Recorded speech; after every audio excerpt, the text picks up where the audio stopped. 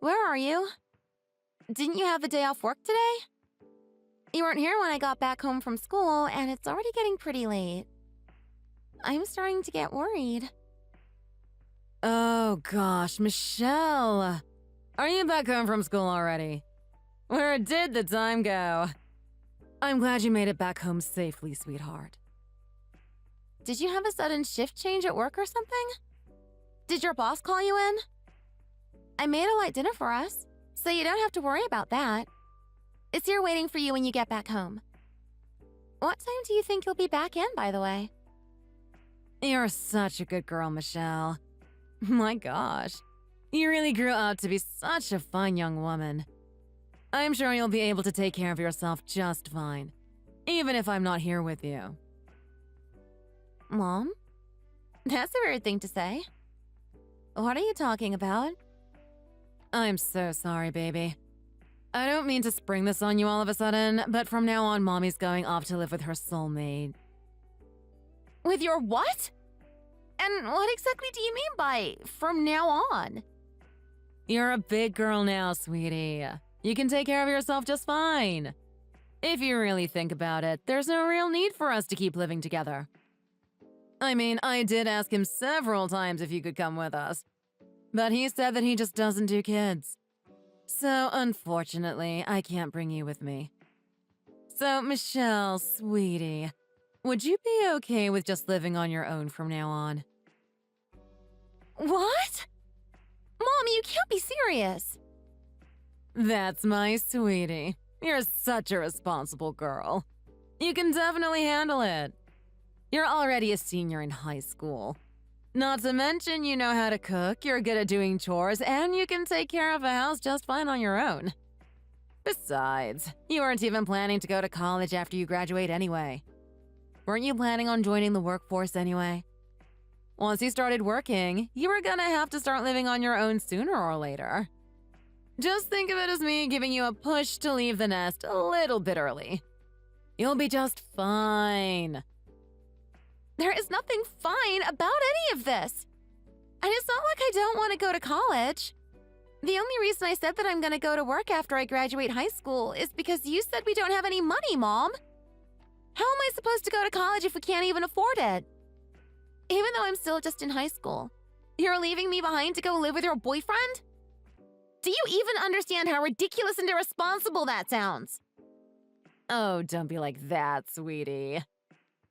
Just where are you and your boyfriend even at right now? I'm coming to get you right now. So tell me the address. If you really want to live together that badly, then fine. But at least wait until I graduate from high school. But sweetie, Mommy can't wait that long. I told you, baby, he's my soulmate. So I'm afraid I can't tell you where we're staying. Sorry, sweetheart. Are you kidding me? Oh, and one more thing. I'm taking all of your dad's savings with me. I need them to start my new life with my boo. You can't be serious. There's no way you'd be reckless enough to take out all of his savings. Oh my God. It's true. You seriously cleared out his entire savings account.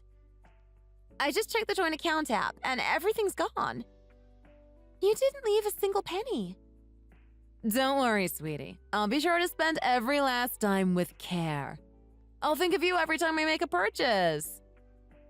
You're absolutely insane! Mom, do you even realize what you're doing right now? Leaving your own daughter and running away with dad's savings to live with some random boyfriend that you won't even introduce me to? What kind of mother does something like that? Oh, but sweetie, I might be your mother, but I'm still a woman. I deserve to have a sweet, heart-throbbing romance, just like anyone else. It's not my fault your father suddenly got sick and died. How could I have possibly seen that coming? I've been making ends meet with his tiny savings and life insurance money. But you know just as well as I do that that's hardly enough to support a family. I've spent long enough working hard as a mother and a housewife while your father was alive. And I'm tired now, Michelle. I've done more than enough. It should be fine for me to spend the rest of my days as just another woman, living her best life. I've never once complained about you having a love life. I didn't complain when you told me that you couldn't come to any of my school functions because you were on a date with one of your boyfriends. I didn't even complain when you told me you couldn't come to my birthday party because you were on a vacation with your boyfriend. I've never once blamed you or criticized you or anything like that, but this takes the cake. Are you crazy? Well, sweetie, why don't you just turn a blind eye again one more time for mommy, won't you? You're such a good girl, so you can do that for me, can't you? I literally cannot believe this. You're already a senior in high school now, honey. You're legally old enough to work. You can just go find a job at some cafe and be a barista, or be a waitress, or something like that. That should be more than enough for you to make enough money to take care of yourself. It's not like you need to live in luxury. Well, I'm already late for meeting my man, so I'm off now. Let's both just be happy and live our best lives to the fullest, okay?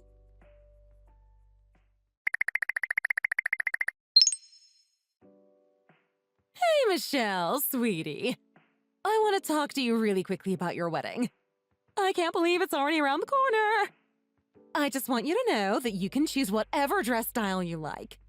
Whether it's a traditional white dress or a more modern and colorful dress. Do whatever you like. You don't have to worry about what happened at the dinner the other day. Are you sure, Allison? George was pretty vocal about his feeling toward weddings. He doesn't think people should stray from tradition, and that anything other than a white dress would be absurd. He went on and on about it at dinner the other day. Don't mind him, sweetie. That was just drunken banter. I can't believe George had the nerve to give his 2 cents about the wedding. I'm so sorry for George's rudeness. I promise you, he would want the 2 of you to do whatever makes you happy. No, not at all. He just wanted to share his suggestions with us. I appreciate his input. Besides, he loved the way you looked in your wedding dress when you and him got married. He just wants his son to have that same experience. He kept saying stuff like that all night. Drunken idiot. I'm sorry again if he said anything that might have embarrassed you. He dotes on Turk so much, and now he's doting on you too. That's just his way of showing affection. He has no filter whatsoever. He is comfortable saying pretty much whatever is on his mind, even when he's in public. But it must be so nice to have someone who can boast about you so openly.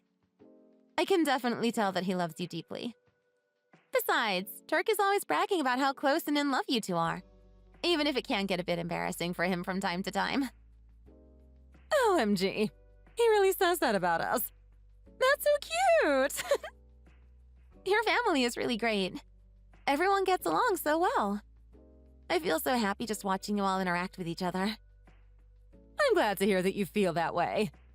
But don't forget, you're already a part of our family too.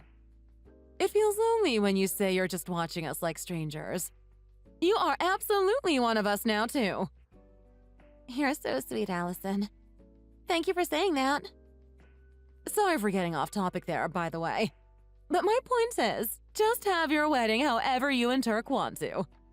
No matter what kind of ceremony you want to have, I'm 110% sure that the wedding will be beautiful. And George and I will support you and celebrate with you. We're just happy that you and Turk are happy. And we're excited for you to officially become part of the family, too. Thank you so much. Of course. I'm so lucky to be getting such an adorable daughter-in-law. I can't wait to go on all sorts of fun dates with you. Words can't describe how happy I am to have you in my family.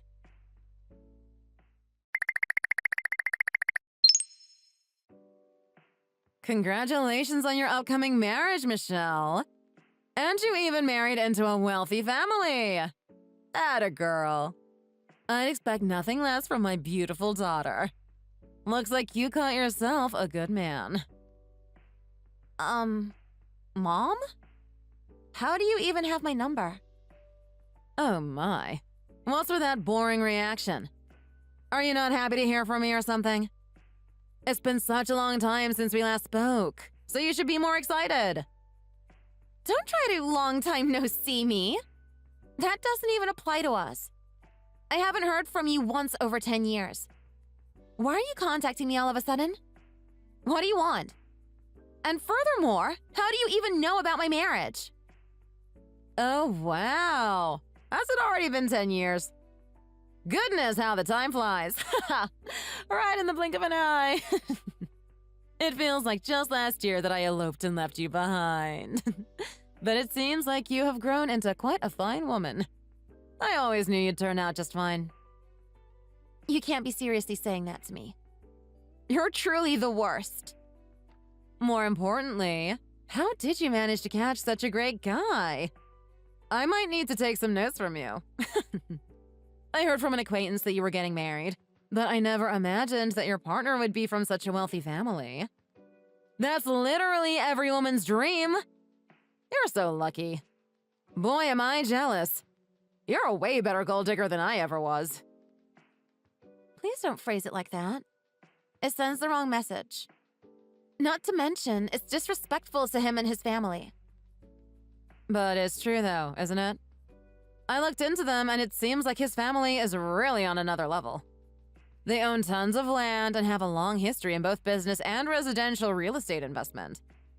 On top of that, many of their relatives are business owners and C-suite executives. Sounds pretty amazing to me. They even gave you a luxury condo as a gift for your new home after marriage, right?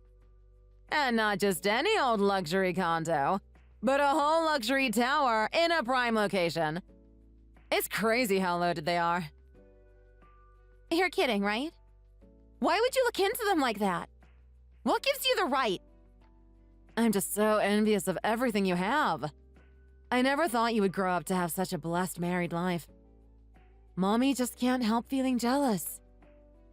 What's there for you to be jealous of? Aren't you supposedly living your best life or whatever? I heard a rumor that you married that guy you abandoned me for.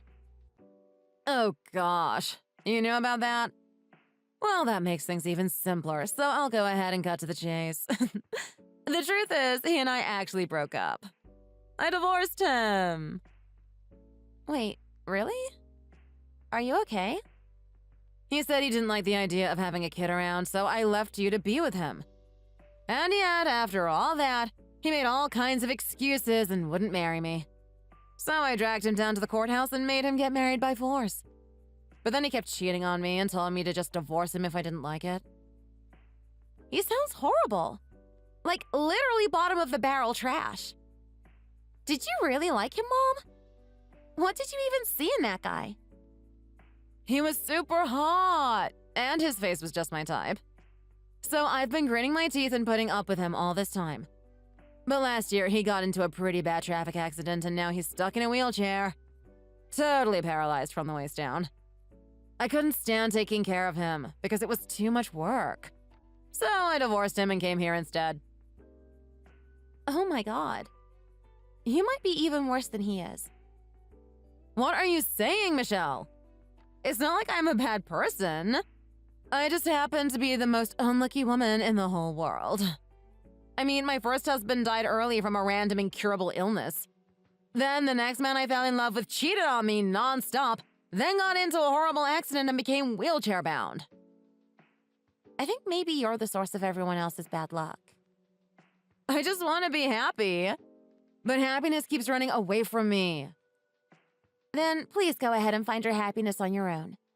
And leave me out of it. I've already found a place where I can be happy. And it doesn't include the mother who abandoned me. Don't be so harsh, Michelle. I am happy, though, that you found a great man with such generous in-laws. It really sounds like he's the whole package, too. You've got such great taste. You're a real chip off the old block. You're so lucky to have found happiness in life before your sweet old mother. But given that, isn't there something you want to say to me? Not really. What could I possibly have to say to you? I wonder who is responsible for the happy, successful life you're living right now. None of this would even be possible if I hadn't given birth to you. Not to mention, you get all of your good looks from yours truly. You just keep saying one crazy thing after another. What? Do you want me to tell you something, Mom? So, from now on, I expect you to send me about $3,000 a month for my living expenses. Since you're marrying a rich guy, you should be able to handle it. Think of it as a way for you to express gratitude to me for bringing you into this world. I raised you for 18 years, so I think this price is more than fair. Stop talking nonsense. Why should I have to send you anything just for giving birth to me? And how dare you say that my marriage is all thanks to you? That's rich coming from someone who abandoned me while I was still in high school. Not to mention, you withdrew every penny out of Dad's savings and left me to be with some guy who turned out to be trash because you're a poor judge of character. How dare you try to paw back into my life out of nowhere just to beg me for money? You have some nerve. Don't be so mean, sweetie. Beg is such a strong word. I just wanted to be compensated for raising you so well. How else would you have been able to snag a rich guy like him if it weren't for you having your mama's good looks? If I didn't give birth to you, you wouldn't be alive, and you definitely wouldn't be this cute. You think you'd be out here living the good life if you had been some other schmuck's daughter? So it's only natural that you should show me some appreciation. You should be grateful. Are you literally out of your mind? Besides, your mother doesn't have a boyfriend or a husband now. I'm living all alone. When your father was alive, I was a housewife. And while I was married to my ex, the most work I ever did were occasional part-time gigs. How do you expect me to live? I can't survive on my own. Don't you want to help your mother when I'm in such a desperate and lonely situation? Why should I care about any of that? You put yourself in the situation. And quite frankly, it doesn't concern me one bit. How can you be so mean to me? Have a heart, Michelle. If you keep this up, I won't even bother attending your wedding. What do you say to that? Okay, and? You're not even invited.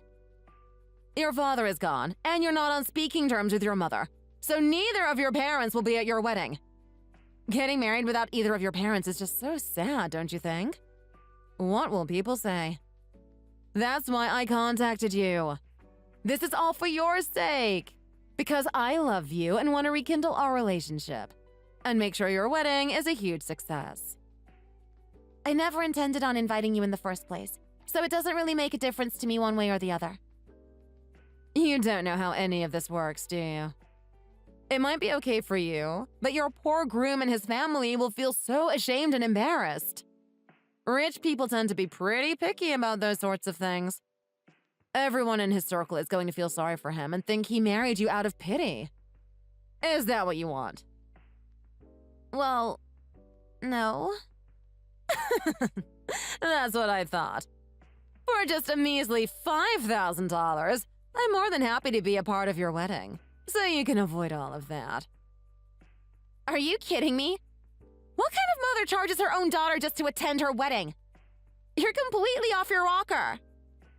Compared to embarrassing the groom's family in their rich people's circle, it's a pretty cheap price, wouldn't you say? So please, get the money ready for me. I'll be waiting. The fee for having Mommy appear at your wedding is only $5,000. Isn't that just so cheap? I'm such a reasonable woman. Oh, and don't forget, you still need to send me $3,000 every month for my living expenses. What exactly do you want with my daughter? Why do you keep bothering her like this? Daughter. Excuse me? And who are you supposed to be? You have some nerve charging her $5,000 as a fee for appearing at her own wedding. You should be ashamed to even call yourself her mother. What gives you the right to even ask her something like that? You don't have to worry about her mother being at the wedding because guess what? Her mom will be there. I will be filling that role for her. So there shouldn't be any issues. And what exactly is that supposed to mean? Who do you think you are, claiming my daughter as your own? Just who the hell are you? I'm Michelle's mother-in-law. Or the mother of her fiancé. But to be honest, I already consider her my daughter. Wait, what? Michelle invited me to come and preview the wedding venue with her today. But even though we were here looking at her venue, she just couldn't keep her hands off of her phone. So naturally, I was curious as to why. When I asked her what was keeping her so distracted and preoccupied, imagine my surprise when she told me her mother, who she hasn't spoken to in over 10 years, just messaged her out of the blue, begging her for money. Oh my goodness! So you're the rich stepmom, huh? It's so lovely that our kids are getting married, isn't it? What a happy occasion! I guess some congratulations are definitely in order. Michelle takes after me, but I never thought she would marry into such a wealthy family. I hope that you and I can become close as mother-in-laws and friends. Looking forward to getting to know you better. No way. Over my dead body. I'd never be friends with someone like you. Why should I even have to entertain the idea of being friends with someone as uncouth and vulgar as you? Wow. That was pretty rude. And it baffles me that you would even suggest that Michelle takes after you. That girl is so sweet. She's just like me when I was her age. Sorry to burst your bubble, but she's nothing like you. You and her don't have a single thing in common. Who are you to say that to me? I don't care if you're rich. You can still catch these hands. How dare you call me vulgar and uncouth? You're not even Michelle's mother. So how could she possibly take after you? I'm the one who gave birth to her, not you. So back off. I guess you do have a point there. It's certainly true that you did give birth to her. But do you really think that pushing her out of your womb is enough to make you her real mother for the rest of her life? You missed so many important milestones for her and you hindered her growth as a child, so I don't think you get to keep that privilege of calling yourself her mom. I'd say that's pretty solid proof that you're uncouth with a shallow mind. I can already tell that if we were ever to meet in person, you'd be nothing more than a thorn in my side. Wow, lady! You are really something else! Don't you know that children grow up by looking at their parents' example? And just what kind of precedent did you set for Michelle? She hasn't learned anything good from you, besides what type of person to avoid becoming at all costs. She doesn't take after you one bit. She's your complete opposite. Wow. You know what? You're really starting to get on my nerves. It is what it is. I'm just stating the facts. Michelle started to look and act more and more like me every single day. My husband is always boasting about how much he loves my cheerful, beautiful smile. And wouldn't you know it? My son said he fell in love with Michelle because of her cheerful and beautiful smile. She and I are basically two peas in a pod. I mean, they do say the more time you spend around a person, the more you start to resemble each other. And clearly our smiles and charms are practically one and the same. They were already a close couple, but lately they've become even closer, watching me and my husband. This is absolutely ridiculous. You're just spouting a bunch of nonsense. You're nothing more than her mother-in-law to be.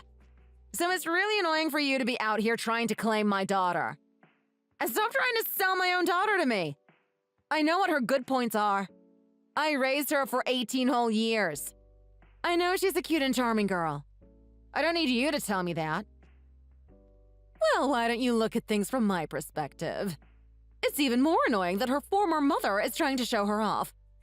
You selfishly abandoned her when she was just a child, and now you're saying crazy things like she needs to repay you for being her parent.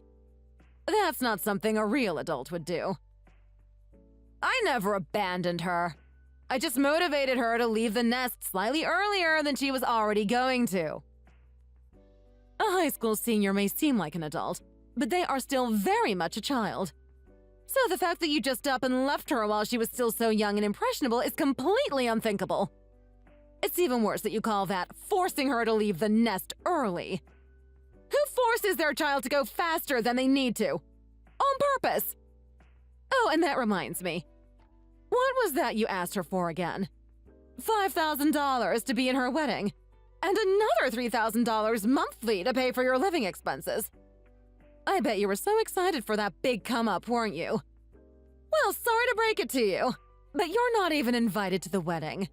So don't even think about trying to get any money from her. We're not paying you a dime. Well, why not? I'm sure you could spare it. None of our relatives or anyone in our friend circle would ever belittle Michelle for her upbringing or her relationship with you. She's not the one to blame anyhow. There's really nothing for you to worry about whatsoever. Michelle is going to have a beautiful wedding, surrounded by people who love her and think the world of her. You and your negative energy aren't needed. So please be on your way. And don't even dream of trying to ruin her big day. We're planning to take good care of her. And we're going to love her enough to more than make up for everything you put her through.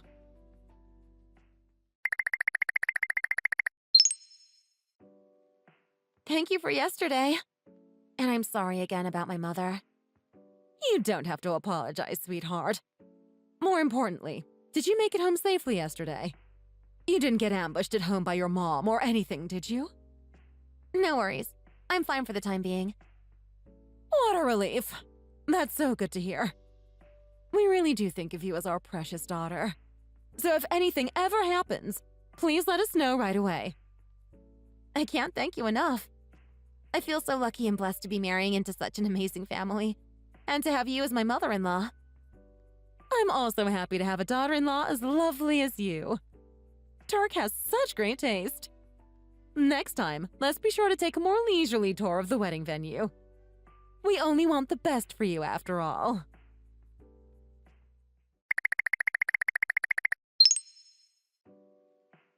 Let me in this venue right now. I am your mother. You can't treat me like this. Why won't they let me in? I can't believe you actually have the gall to show up. I was warned you might try to do something, but I never imagined you'd actually try to sneak into my wedding. You're such a psycho. Excuse me, young lady. Who are you calling a psycho? Watch your mouth. You're acting like it isn't completely normal for a mother to show up at her own daughter's wedding. Hurry up and let me in the venue already. I gave birth to you, so I deserve to watch you walk down the aisle. If you're marrying into a wealthy family, best believe I'm coming with you. You can't get rid of me that easily. You're not my mother anymore. You lost that privilege when you abandoned me. What's with that haughty attitude of yours? Were you planning to just become a rich trophy wife and leave me in the dust? How could you even think of abandoning your own mother like this? How can you say that when you're the one who abandoned me first? Well, what does any of that matter now? Just get over it already and leave the past in the past. Okay, fine. I'll admit that I might have abandoned you. But so what? How can you turn around and abandon your mother like this? Two wrongs don't make a right. Do you think your father up in heaven would be happy to know that you're treating me this way? After everything I've done for you? Your poor old man is probably rolling in his grave right now. Funny you mention that.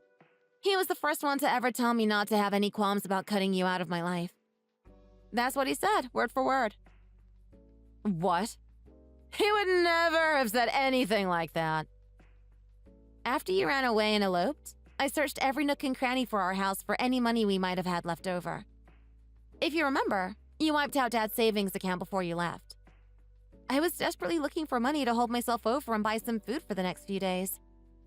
That's when I found a letter from Dad addressed to me. He wrote you a letter? I didn't know anything about that.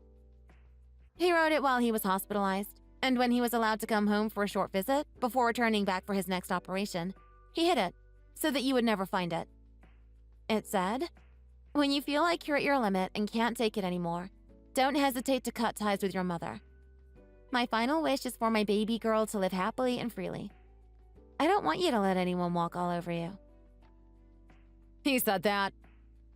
If he were still here, I'd sure give him a piece of my mind. Also, he also left his friend's contact information for me to reach out to in case of an emergency. Dad entrusted that friend to keep a hefty sum of money in a high-yield savings account for me to access whenever times got hard. I used that money, along with some scholarships I earned, to go to university debt-free. Wait, you actually managed to go to college? You snooped around and found out all you could about my marriage, but you didn't know that? Wow. Anyway, I studied pretty hard because I didn't want all of that money to go to waste. And by chance, I met Turk there, through an extracurricular activity. When he and I finally decided to get engaged, he was so excited to introduce me to his parents. To both of our surprise, though, his dad was actually my dad's same friend who had kept his money safe all those years. What a small world we live in. And of course, he was over the moon about me being the girl his son chose to spend the rest of his life with. What? What in the world? When did your dad ever run in circles with rich people? Since when did he have this secret life that he apparently took to the grave? Apparently they're childhood friends, so I'm gonna go out on a limb here and say quite a while. They went to different high schools, though, so that's when they slowly started drifting apart. But they still kept in touch and updated each other on their lives with letters. I've never heard anything about him having a childhood friend like that. That's neither here nor there. Anyway, Mom, I think I'll go ahead and take Dad's advice about cutting ties with you. I won't have any regrets either. So I suggest you leave before I have to call security on you. Take care of yourself, okay? Wait, don't say that, Michelle. I won't just up and disappear on you anymore. I swear, I'll never abandon you again. So please don't be like this. Let's both just be happy and live our best lives to the fullest.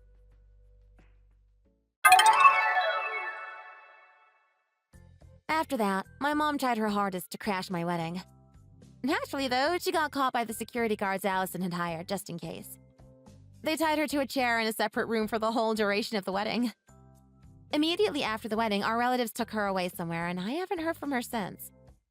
Rumor has it that she had built up a mountain of debt, and that everyone she owed gathered at once to make a repayment plan for her. Now she works at one of our relatives' friends' companies during the day, and at night she works part-time as a bartender. Her debt repayments eat up a huge chunk of her salary every month. And even if she tries to run away, those people hired by Allison will come chasing after her.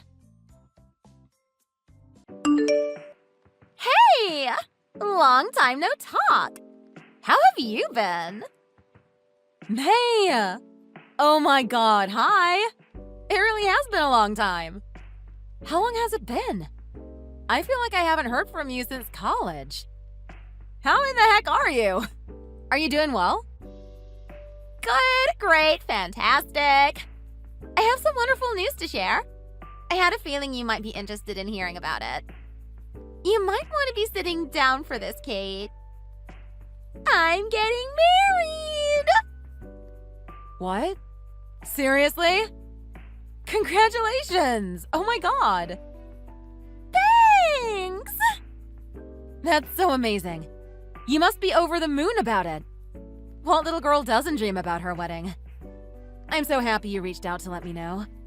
I didn't even know you were seeing anyone. Oh, are you planning the wedding now?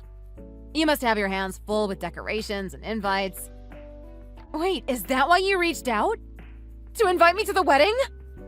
That would make sense since you wouldn't have my address to be able to send a physical invite. We were so close in college. If my friend is getting married, there is no way on earth I'm missing her wedding. Count me in. Ah, wow. This is awkward. I appreciate the thought. I'm not sure, though, if you'd really want to come.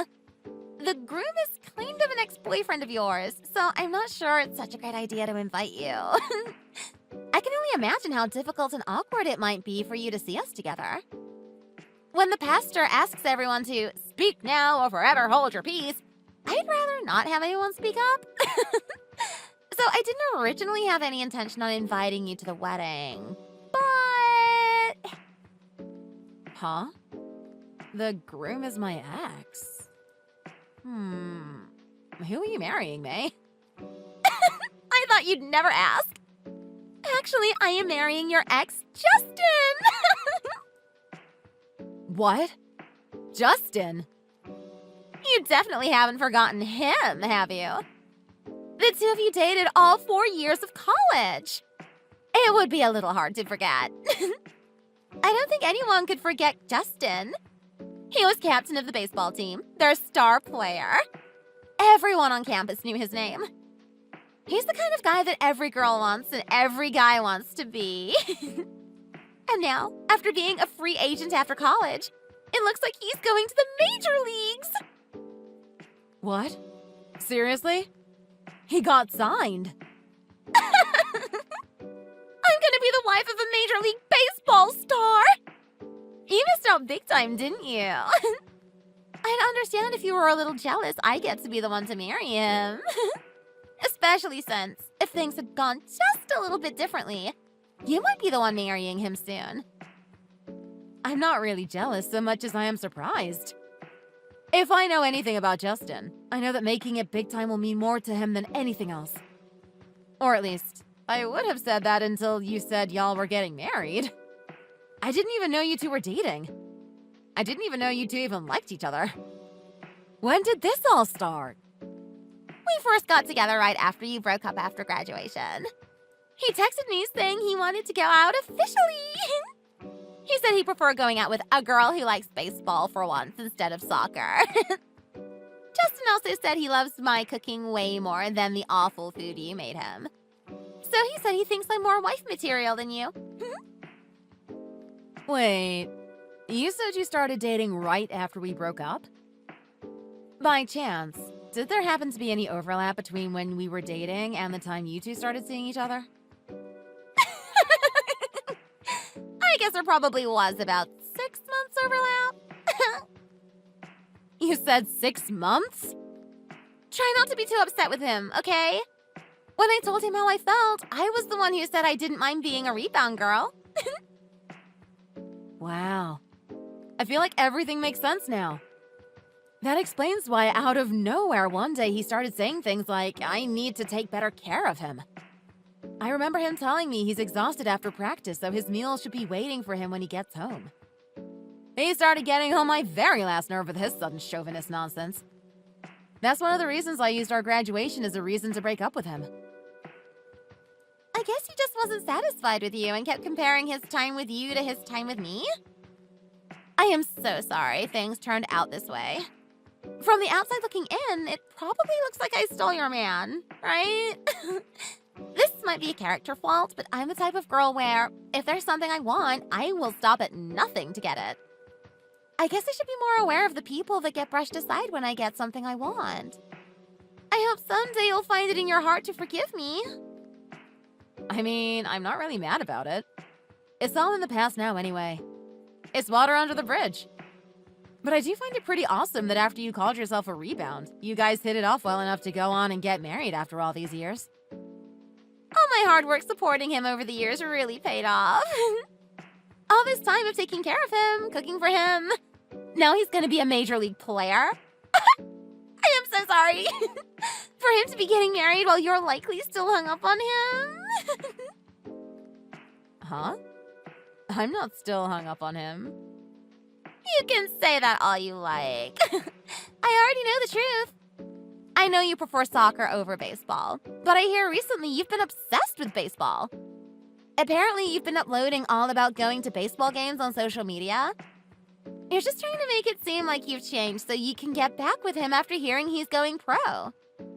Or maybe you're hoping to run into him at the stadium. Well, yeah.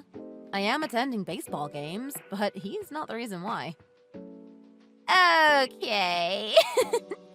Such a devout soccer fan like you would not have any other reason to go to baseball games. You can deny it as much as you want, but I know the truth. That really isn't why. If that's the case, then I guess you don't mind us living happily ever after. So do me a favor and give up on Justin once and for all.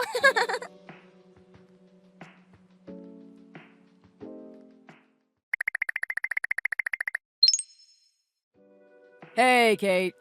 Let's go see another game on your next day off. What do you say? I got free tickets from a friend at work. We had so much fun last time. I know baseball isn't really your thing, so don't force yourself, but I just thought I'd ask. I'm sorry, Sean. I really wish I felt up to it, but I think I'm gonna pass this time. It's not that I didn't enjoy myself. I loved it. I definitely do want to go again sometime. What's wrong then? Are you feeling ill or something? Do you want me to pick you up something after I'm done with work? You have a thermometer in the medicine cabinet, right? You should take your temperature, just in case. No, I'm not sick or anything. I'm just really tired. I was messaging an old friend from college, and she was just... so much to deal with. I was excited to talk to her at first, but after a while, she was just mentally and emotionally exhausting. I don't totally understand, but if you're tired, Kate, don't sweat it. Take all the time you need to rest and recuperate. I know you've been sacrificing all your days off recently on me and the kids.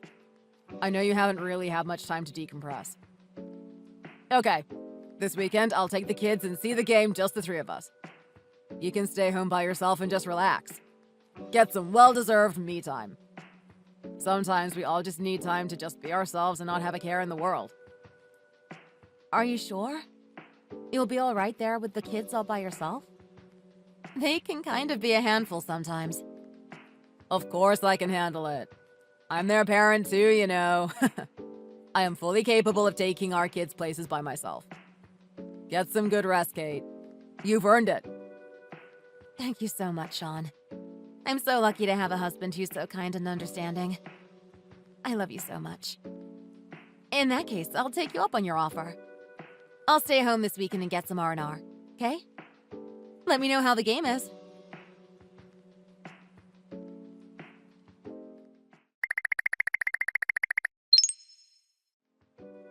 Looks like you've stopped going to baseball games since our little chat. Has the news of me marrying Justin gotten you down in the dumps? Are you just sitting at home, depressed and alone? As if your marriage bothered me that much. I'm going to spend my days off however I want to spend my days off. Thank you very much. So knock it off with the fantasies about my depression.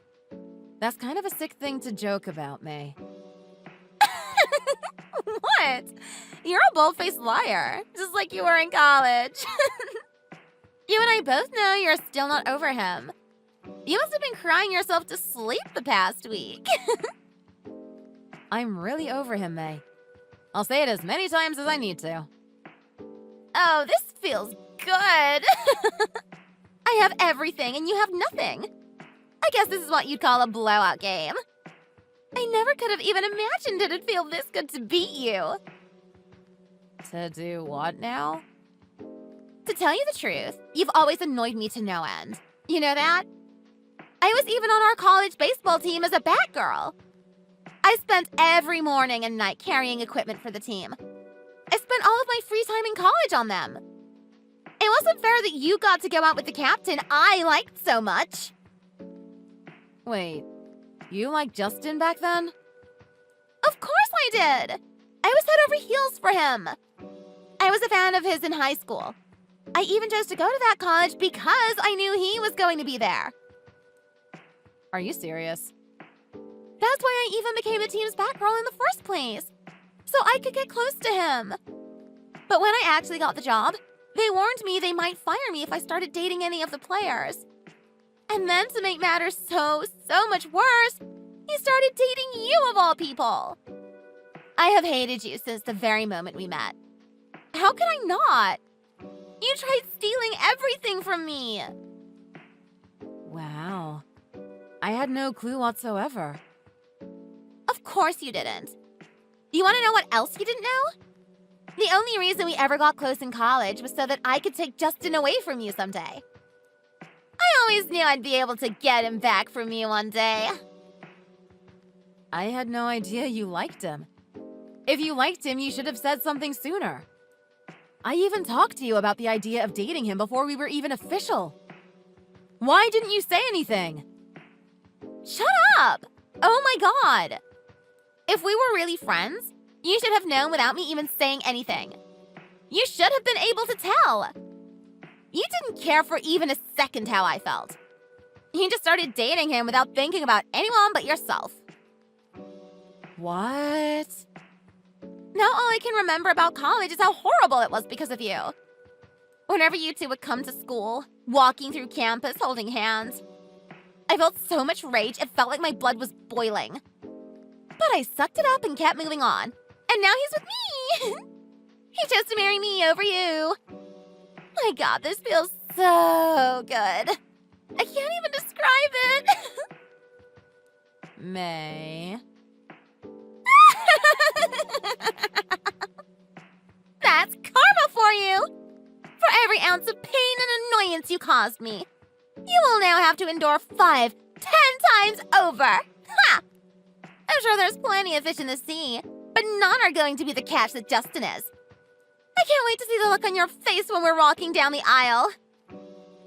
You're not serious, are you? Do you really think I'm going to want to attend your wedding after all of this? In case I needed to actually say it, I take back my statements earlier about wanting to attend. It doesn't really matter. I'm never going to let you live this down. You're still single, aren't you?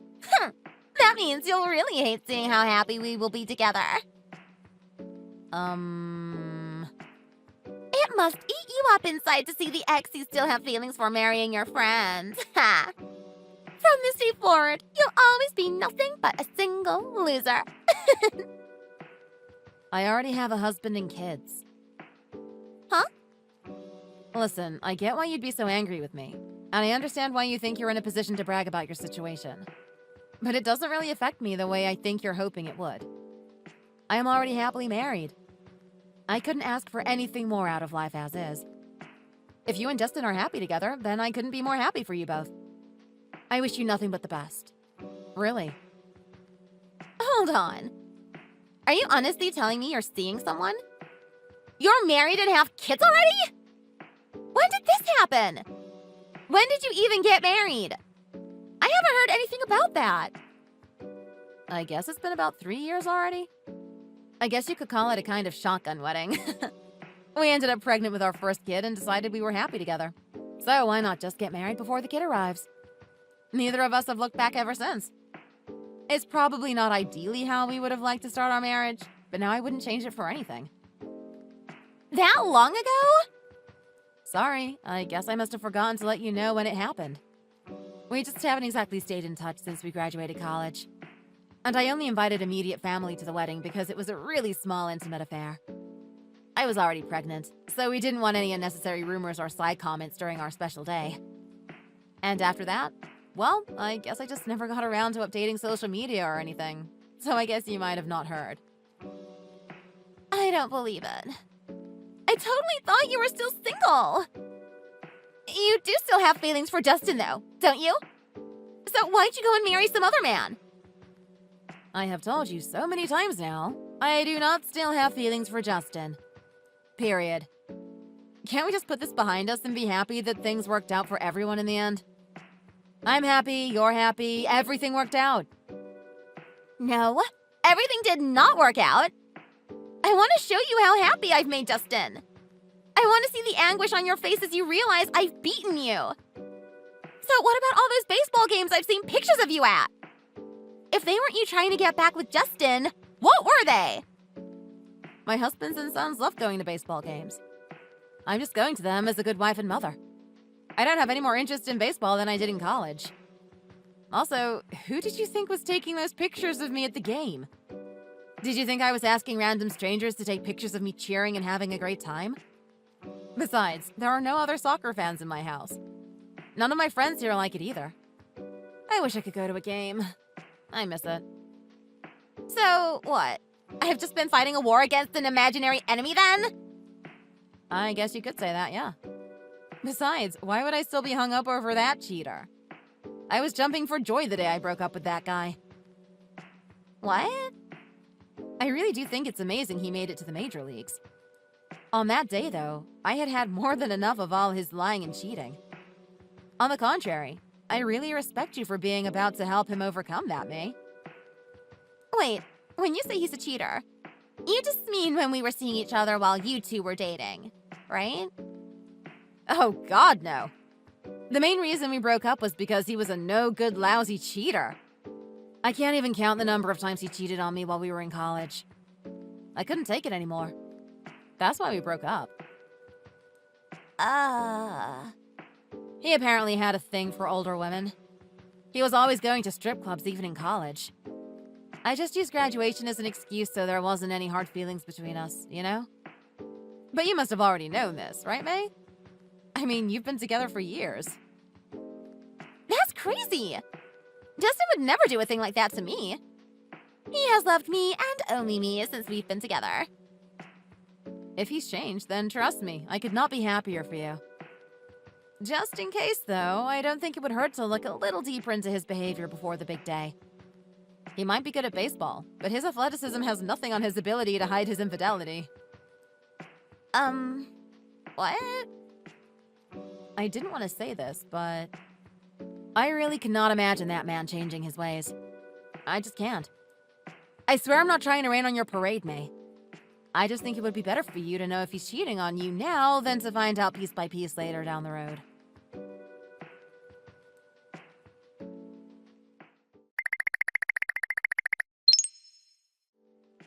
He is the worst! Justin really has been cheating on me. He isn't cheating on me with just one girl either. In just this one day, I found out he's been seeing 6 separate girls. 7 if you include yourself. He must have like a revolving door of women. He's got enough for a new girlfriend every day of the week. I can't believe this is happening to me. He always told me I was his one and only. I've never even so much as looked at another man since I first saw him. May, I'm gonna say something that might upset you. But trust me, I say this with the best intentions for you and your future. That's just the kind of man Justin is. You're not going to be able to change him. So what are you gonna do? He probably thinks of women the way he thinks of baseball. It's all just a game, you know. Are you gonna break up with him?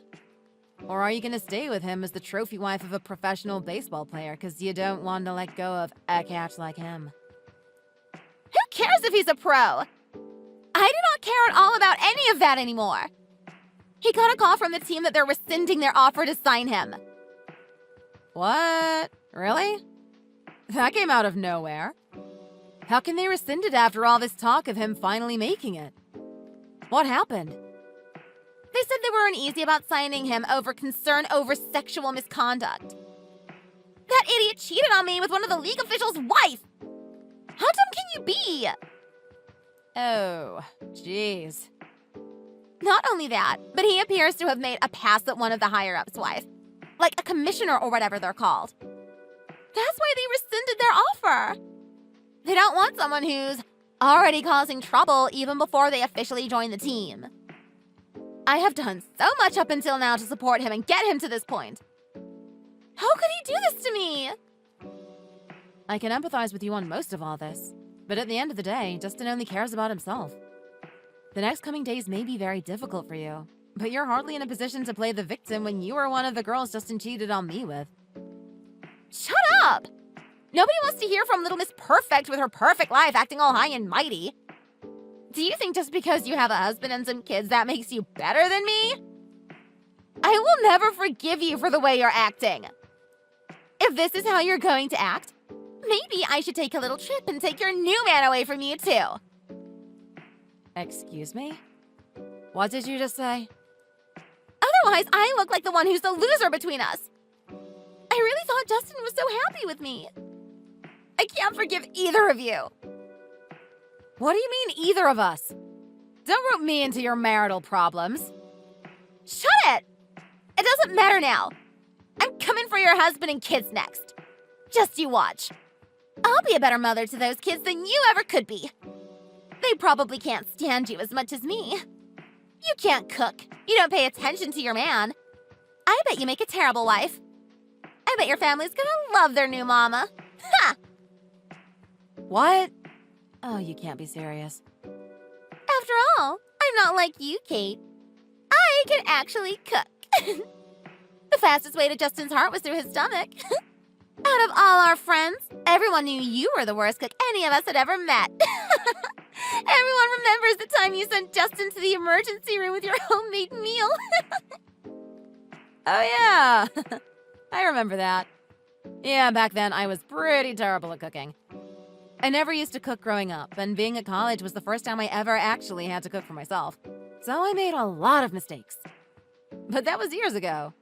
Since graduating, I actually started studying the basics, so I don't make that many mistakes anymore. My husband and kids always say they love my cooking now. So I guess it can't be that bad. Poor things. They have to shovel that gruel into their mouths every day. They probably lost their sense of taste by now.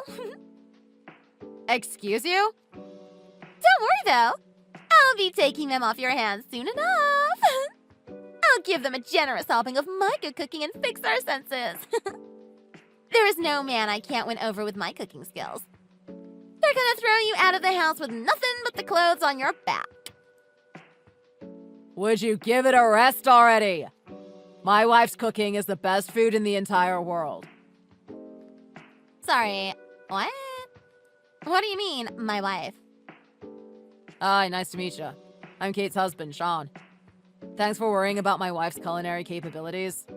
However, not that it is any of your business, I do not care even the smallest of amounts how bad she used to be. She's exceptionally talented now. That's what counts. What's more, I consider myself the luckiest man in the world to be able to eat her cooking day after day. The last thing I need is some bumpkin woman from Nowheresville cooking. I'm satisfied as I am. I read how you want to take me and our kids away from Kate. I assure you that will not happen.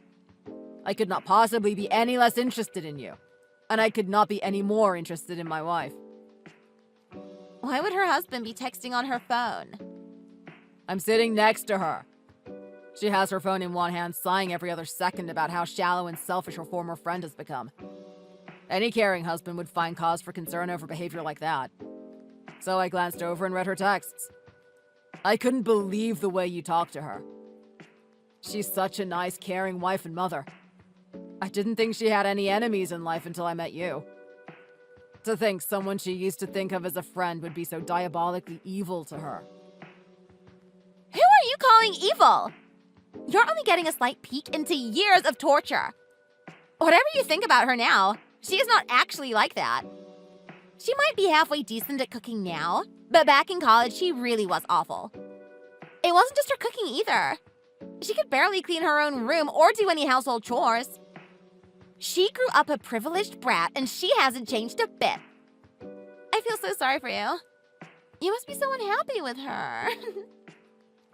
Nope, not even a little. I don't like doing the housework any more than she does.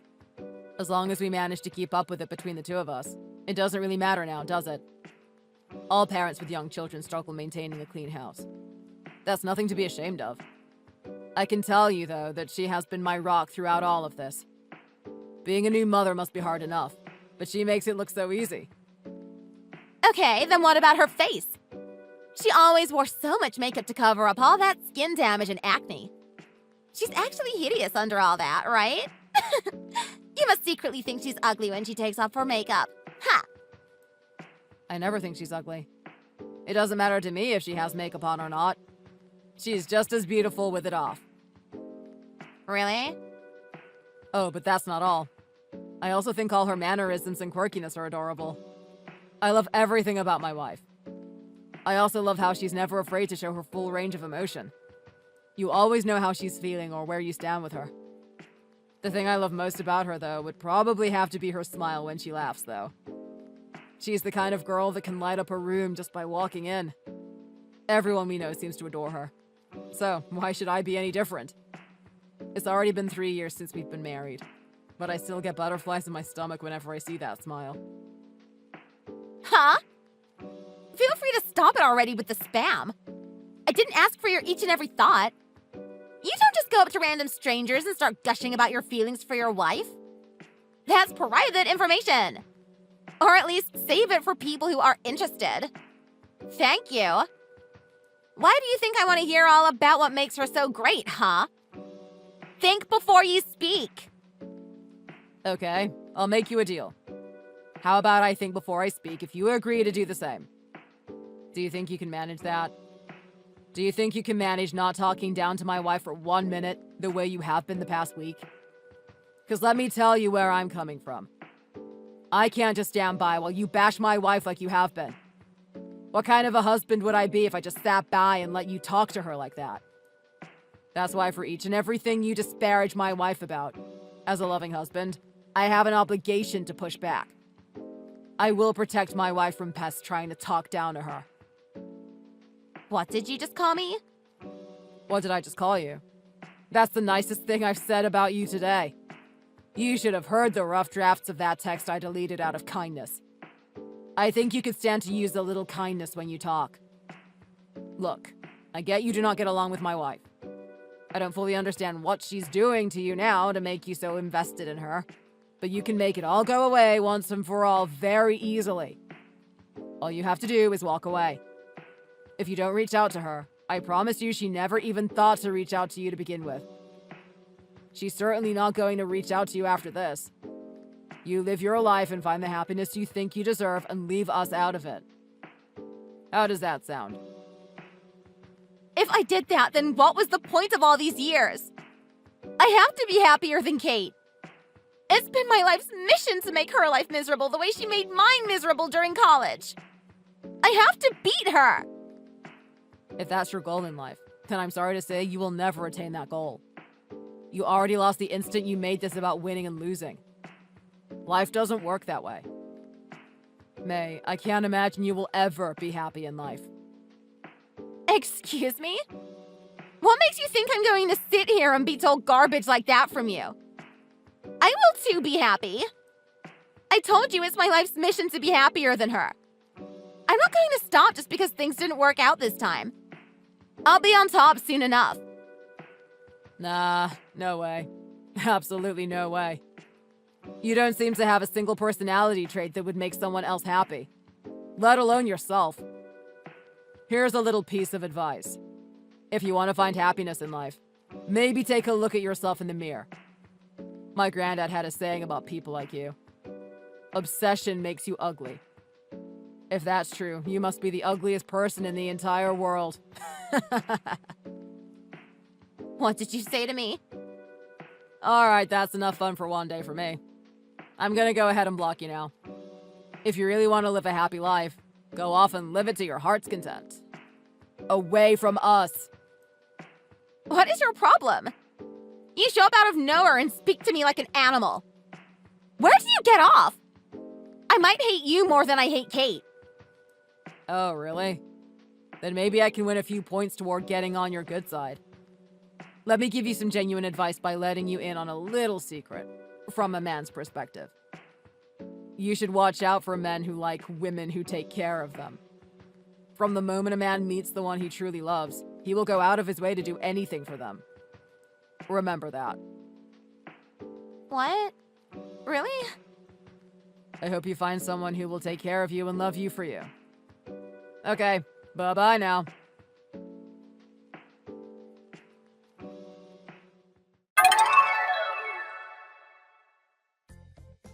Immediately after that, Sean blocked May's number from Kate's phone. We haven't heard from her directly ever since. A while after that, I heard a rumor that May and Justin broke off their engagement. What's more, it seems Justin had signed a non-disclosure agreement with the team he was going to sign for, but she couldn't keep her mouth shut, telling anyone who would listen about it. Justin ended up getting sued by the team for a crazy sum of money. Since he paid back all the money, it seems he's gotten things under control a little bit. But I also heard he's gotten a lifetime ban from attending any major league games, which is music to my ears. I guess we won't have to worry about going to games as a family anymore.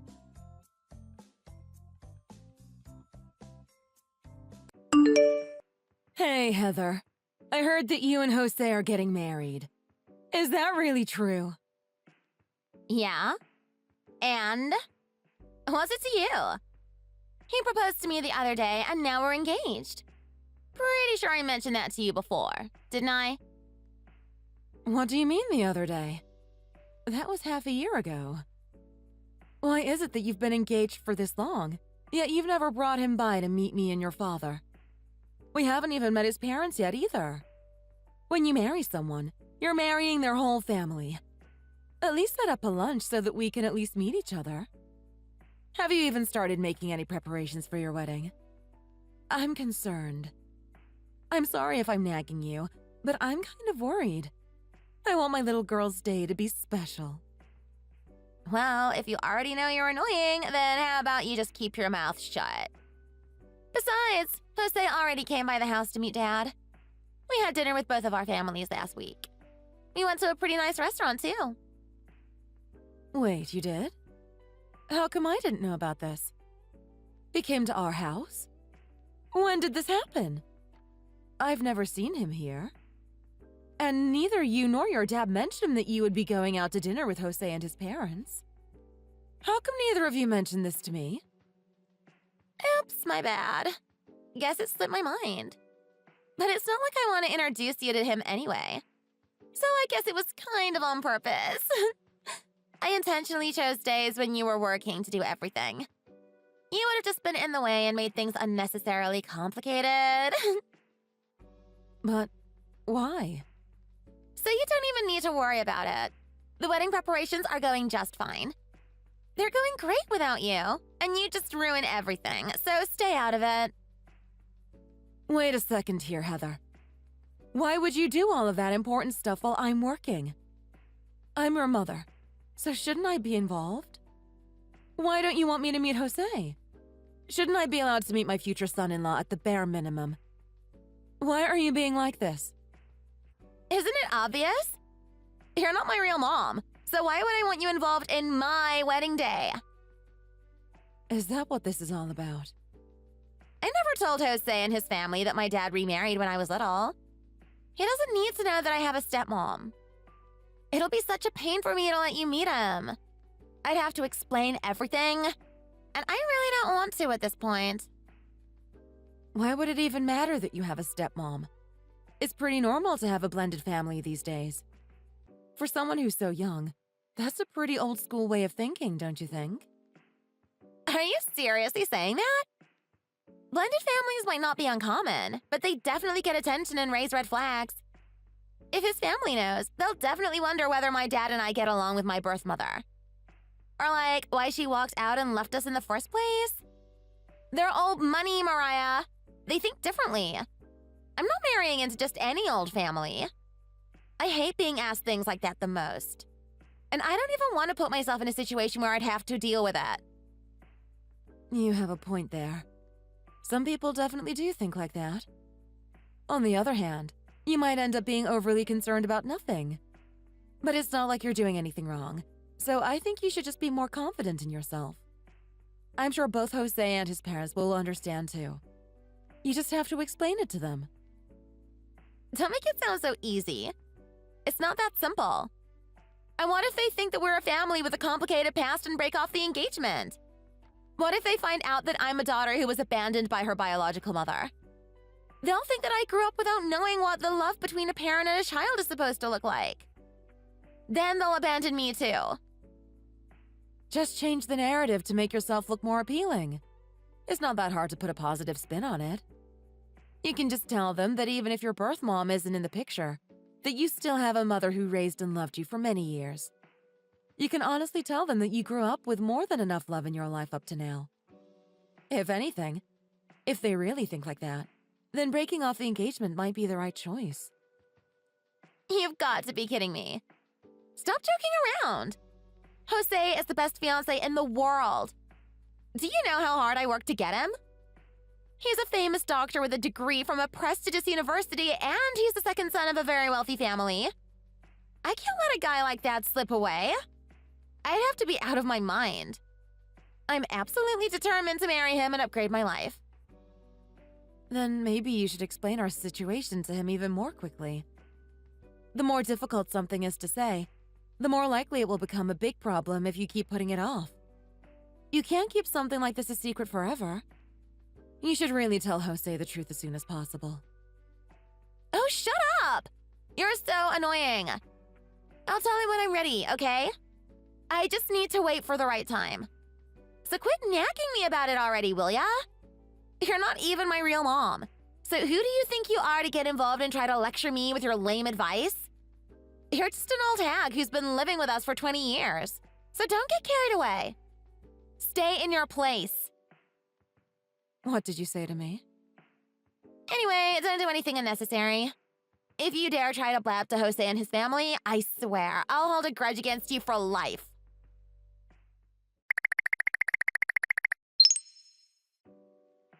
Pardon me, would this be Mariah? I certainly hope I have the right contact information. You're Heather's stepmother, aren't you? Yeah, I am, but who are you? Sorry to contact you so out of the blue like this. My name is Elaine. I'm Heather's birth mother. Huh?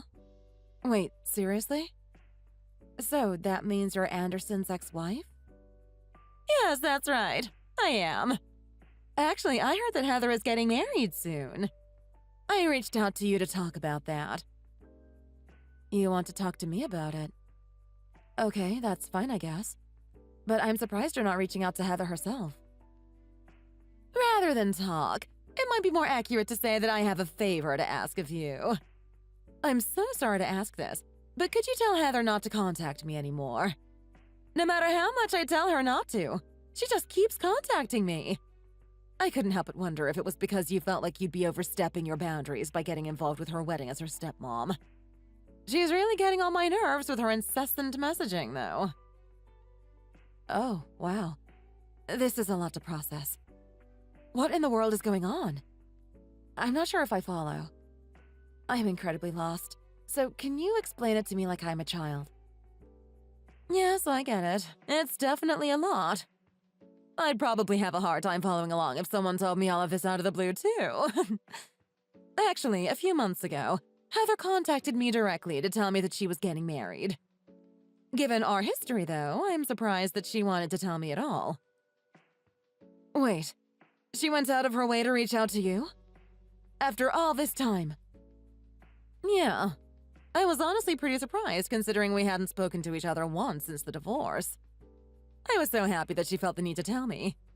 I was genuinely happy for her at first and congratulated her from the bottom of my heart.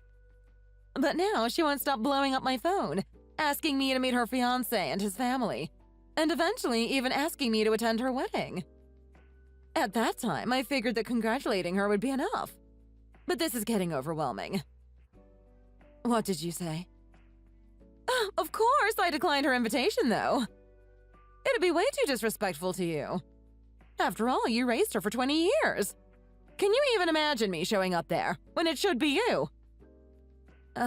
Wait a minute. Slow down a sec. So let me get this straight. Heather seriously invited you not only to meet her fiancé's parents, but also to participate in their wedding? Yes, that's exactly what I'm saying. That's why I wanted to reach out to you directly to handle it. It doesn't matter how much I protest. That stubborn girl keeps insisting that her birth mother should be the one at her wedding. She doesn't listen at all. Uh-huh. While I have you on the phone, there's something I'm actually quite curious about. I'm kind of surprised the two of you are on good terms, so this is all extremely shocking for me. Well, yeah, I suppose you'd think that, wouldn't you? Given everything. Again, I'm equally surprised about her reaching out. I apologize in advance for being blunt, but aren't you the same person who abandoned Heather when she was just a kid? You divorced Anderson while Heather was still in elementary school. So I just can't imagine that girl inviting someone like you to be a part of such huge life milestones. Well, it's definitely true that I was the one to initially file for the divorce. But it was those two who drove me to that point and eventually kicked me out of the house, you know. Wait a minute. You're telling me those two are the ones who kicked you out? You didn't just up and abandon all of your chores and parenting responsibilities to live your best life. That's rich. I can't believe that's what they told you. Yeah, that's pretty much what they've been telling me. Heather always goes on and on saying she was abandoned. Anyone who knows her has heard her say it at least 1,000,000 times. And Anderson said her personality became sick and twisted because of you. Wow. Way to blame the parent who's not even in the picture. Well, at this point, though, it doesn't matter anymore anyway. Anywho, I have no desire to be involved in that girl's wedding, in any way, shape, or form. So would you please tell her that? And also tell her to leave me alone. Please and thank you.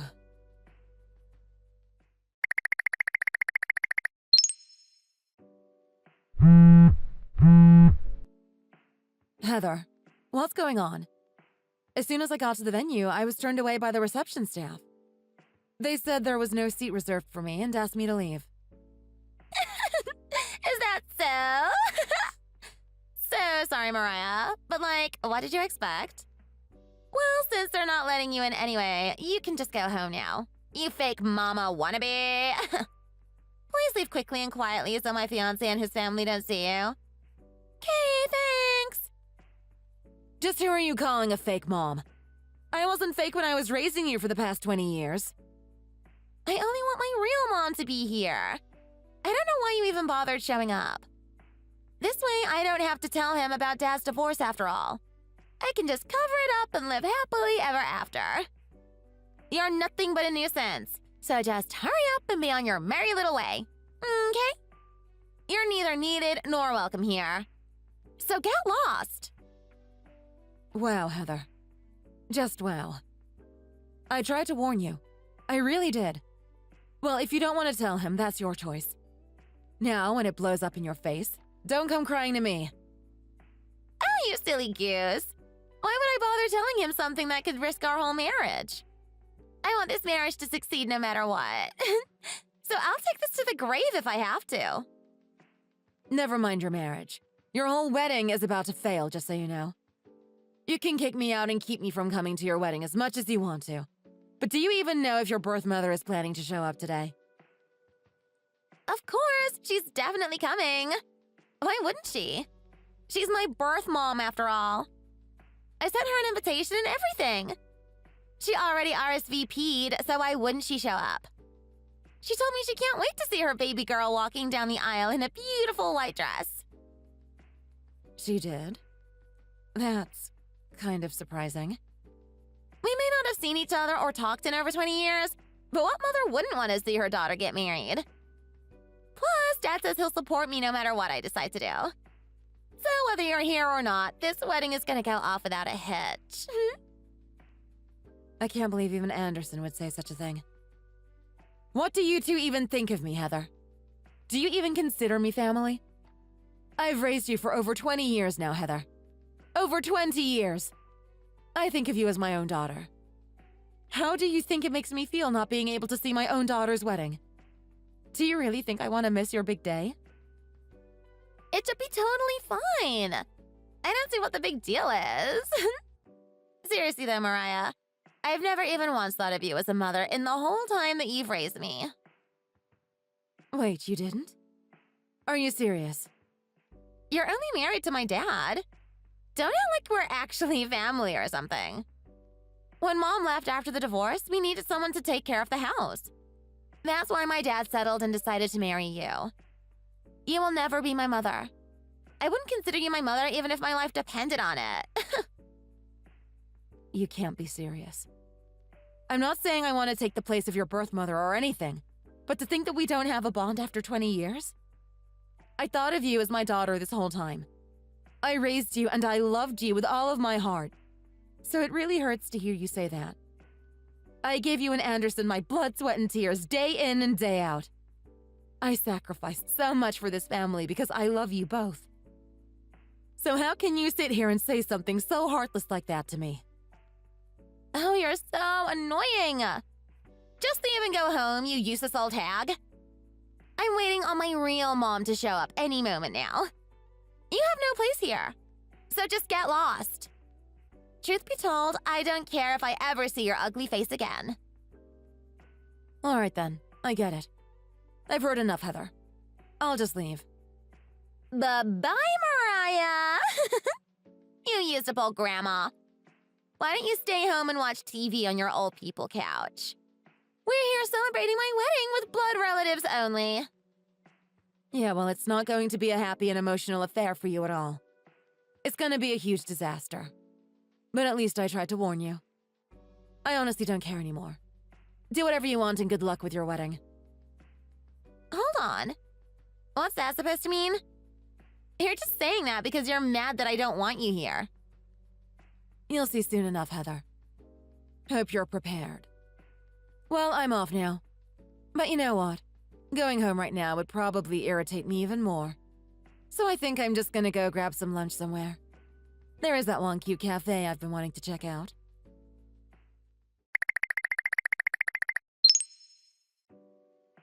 OMG! Mariah, what should I do? My birth mom said she's not coming after all. Oh no! What am I supposed to do now? Now, I wonder why that is. You sent her an invitation, didn't you? And she RSVP'd, didn't she? I wonder what's happening. That's what I want to know. I just don't understand. We agreed on a time and she's still not here. And she won't pick up the phone either. I don't understand. What should I do? And then get this. When she finally responded to me, she said she doesn't feel like going. Oh my goodness. Sounds like you're in quite the pickle. I can't believe she would do this to me. Who does she think she is? I can't believe I went out of my way to invite her just for her to ghost me. How could she not show up to her own daughter's wedding?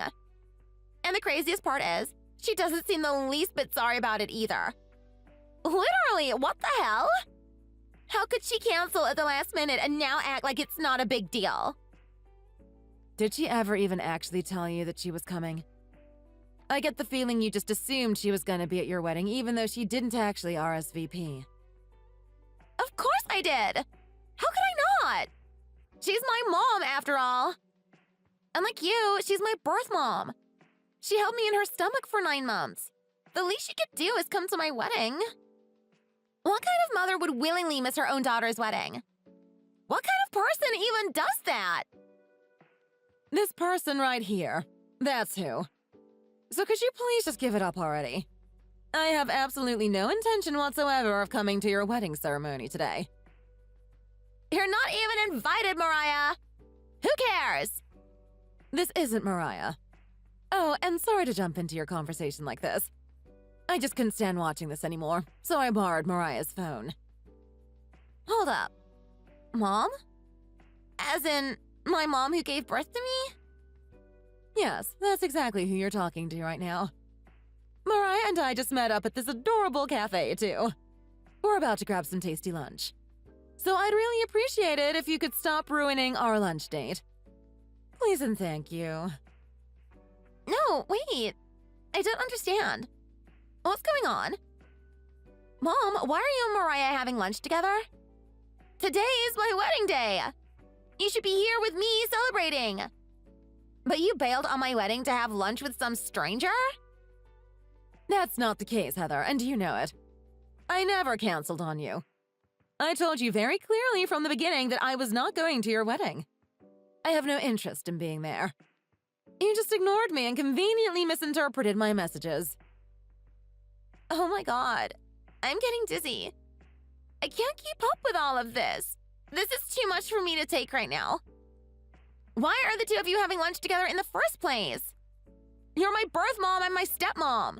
It's weird. Why would you two be out together? I just don't get it. I doubt you two have even met before.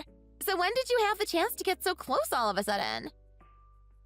To tell you the truth, we just met for the first time today. What? So you guys don't even know each other like that? To be frank, I got so sick of you contacting me over and over and over again. I'm pretty sure I wasn't reciprocating, but you just wouldn't quit. I got so peeved that I reached out to Mariah and asked her to tell you to stop. I told her that I felt bad that you invited me to the wedding when she's the one who's raised you for the past 20 years. So imagine my surprise when she told me that you didn't even invite her. I felt bad that she had to deal with that from you. So I mustered up my courage and asked her if she wanted to grab lunch together. And you know what? We're having a good time right now. Even if I would have just stayed home, your messages are so annoying. You just don't stop. So I needed to get out of the house anyway. So now because of that, the two of you are just all buddy-buddy and having lunch together at some cafe? How do you even have each other's contact information? None of this makes any sense. I actually worked pretty hard to get Mariah's contact info. I had to do all kinds of searches online until I could finally find her. But I only did that because I needed her help. She was the only person I could think of that might get you to stop bothering me. What? Mom, why would you do something like that? Because you're hard-headed, Heather. No matter how many times I tell you that I don't want to talk to you and don't want anything to do with you, you just keep reaching out. When I tell you to leave me alone, you just keep repeating that I'm your birth mom. As if I don't know that. You were getting on my last nerves, so I decided to reach out to Mariah directly and tell her to let you know that you needed to stop. But I don't understand. Why would you go that far? Why did you feel the need to reach out to Mariah? She's not even important, and it's not like I listened to anything she said anyway. That being said, though, you didn't tell Mariah anything unnecessary, did you? Oh, and what do you mean by unnecessary? You mean like you inviting me to your wedding and to meet your fiancé's parents while completely disregarding the woman who dedicated her life to you? Or maybe exposing the truth behind you always saying you were abandoned by me. When in reality, it was you and your father who drove me out. I wonder which of those things is unnecessary. Well, Could it be that you hid everything and made up some convenient lie to make Mariah and everyone else feel sorry for you, even though you don't deserve it? You go around telling everyone that I was just the worst and abandoned you and all of my household duties to go out and live my best life. Isn't that right? When in reality, I worked hard as a housewife, devoting myself to you and your father. And yet the two of you always looked down on me and eventually kicked me out. No, Mom. Wait, please. Please don't tell Mariah about any of that. Oh, I'm so sorry, Heather. Mariah already knows everything. But how? How could she possibly know? When I reached out to her before, she had a few questions about our past. She didn't understand why you wanted so desperately for someone who walked out on you to be at your wedding. She was curious to hear my side of the story so that she could make sense of everything. She said your father blames all of your bad behavior on the fact that I abandoned you. But Mariah was smart enough to figure out that wasn't the case. No way. This can't be real. So just because she asked, you told her every last detail? Of course. I told her everything from my perspective. Like how your personality has been twisted from the very beginning. And how it got even worse when I decided to become a housewife. I spent all of my time catering to you and your father, just for the two of you to look down on me. If your father would have at least put you in your place, it might have been bearable. But he was so afraid of you hating him that he would never stand up to you and take my side. He was so spineless, and I'm glad that I don't have to be tortured by the two of you anymore. I was miserable, being disrespected by my daughter and my husband day in and day out. I would have been crazy not to leave. I told her everything and didn't leave out a single detail. And I also told her that I hate the two of you from the bottom of my heart, to this day. What? I mean, it wasn't really all that bad. Why would you exaggerate to her like that? Mariah is sweet and kind-hearted. It's a wonder how she dealt with the two of you for as long as she did. She listened to everything I had to say, and I appreciate her for that. She also told me how different my side of the story was from everything that you and your father had told her. You and your father are just so good at fabricating stories that suit you. You two will say anything to make yourselves look like the victims. That's not true. We told her the truth, I swear. Poor Mariah. She actually believed your stories all this time. She's so sweet that it took her 20 years to start doubting you two. And on top of that, she raised you like her own daughter the whole time. You're not even related to her, but she cared about you so deeply. And yet, you didn't even invite someone like that to your wedding. You're unbelievable! I see you really haven't changed one bit since I divorced your father. I definitely made the right choice by deciding not to go to your wedding. Please don't say that, Mom. Please come. I need you. I swear I'll apologize for everything I did to you in the past later. Period. So please just come. Don't say mean things like you're glad you decided not to show up. You're my real mom. There's no way you really feel that way. What about all the mean things you used to say to me? Even though you're my real daughter, why did you say such hurtful things to me? Back then, you always called me a useless old woman and treated me like I was nothing more than your personal maid. Every single day. I'll never forget how awful those days were, and I'll never forgive you for the rest of my life. Mom, don't say that.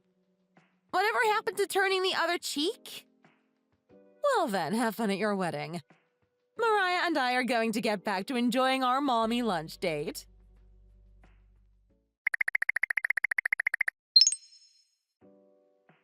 Mariah, please! At this point, I'm okay if it's you. Just please come back. Jose's parents keep saying they want to meet my mom. I swear I'll stop lying to them about our relationship. I'll tell the truth from now on. I promise. So please just come. Oh, but Heather, you've got even more to cover up from them now. I wasn't allowed in when I tried to go, so I certainly won't be going back. And your birth mother hates your guts, so she definitely won't be coming either. So why don't you just tell them your moms are not going to be coming? How can you say that? Please, Mariah. Dad's right next to me apologizing for everything. Do it for both of us. Please? He said he's really sorry for letting me have my way all the time and not properly disciplining me. Oh, isn't that sweet? But tell your dad that it's too late for him to start apologizing now. After all, wasn't he on board with your whole little plan? Well, yeah, but that's only because I told him to. Ah, there it is. Elaine was right. He really is spineless for not being willing to go against you. Just because you're his daughter, he just goes along with every little thing you say. It feels good that I can finally be open and honest about it after talking to Elaine. Because, to tell the truth, I was always pretty frustrated by how he went along with every little thing you said. But now I don't have to worry about it anymore. Even when I tried to talk to him about you, he would always brush it off. And leave it at that, without addressing the deeper issue. I always thought we needed to be firmer with you. Whoa, Mariah?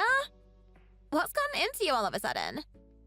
You're usually so nice and sweet. Where did that Mariah go? I'm pretty sure she disappeared into the far reaches of the universe.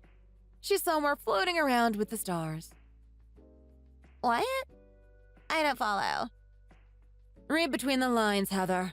She's gone. Until now, I believed in both of you wholeheartedly and devoted myself to this family. But you treated me so horribly and even tried to manipulate Elaine for your own benefit. I have no more reason to be kind and devoted to such trash people like you and your dad. So I'm divorcing your father. Tell him that for me, will you? What? You're seriously divorcing him over this? So now, I guess neither I nor Elaine are your mothers anymore. Isn't that great for you? It certainly is for us. And since we're not your mothers anymore, neither of us is obligated to attend your wedding today. So good luck with that. Don't ever contact me or Elaine ever again. We're blocking your numbers. Both yours and your dad's. Wait, no. Please. I'm begging you. Get a divorce if you want to, I don't care. But please just come to my wedding. You said so yourself. You raised me for 20 years, and I'm like a daughter to you. Are you seriously not going to show up either? Are you okay knowing that you and my mom are completely ruining my wedding? Good. I'm glad it's ruined. I told you this was gonna happen. I hope it burns to the ground. Well then, if you'll excuse me, Elaine and I are about to toast with champagne now.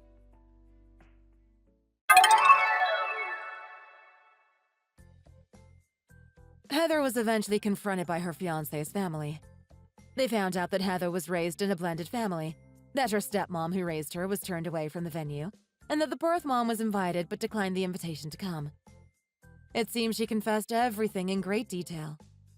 To say that the groom and his family were shocked would be an understatement. As a result, the wedding was temporarily cancelled, and after hearing the entire story, her fiancé decided he couldn't be involved with someone so manipulative and unappreciative and called the whole thing off. And it turns out that Heather ended up having to pay for the entirety of the cancelled wedding in full. On the other hand, as for me, I immediately divorced my husband and moved out of his house as soon as I could. Currently, I'm sharing an apartment with Elaine. We hit it off so well during that lunch date, which may have been somewhat fueled by alcohol, that we decided to become roommates. Surprisingly, these days have been quite enjoyable, and we spend them happily together. I still can't believe I got a new friend out of all this mess. Is this Mary's phone number? Do I have the right person? Hey, nice to meet you.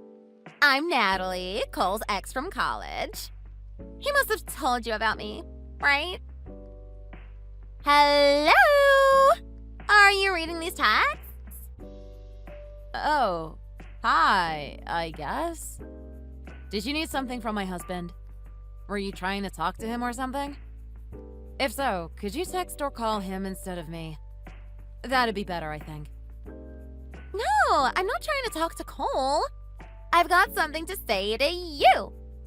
That's why I went out of my way and got him to tell me your number. I mean, isn't that obvious? You're the one I'm texting right now. You have something to say to me? What is it? You sure seem kind of standoffish. Is that my imagination? Don't tell me you're always like that. Ew. Oh! Maybe that's why Cole described you the way he did. I totally get it now.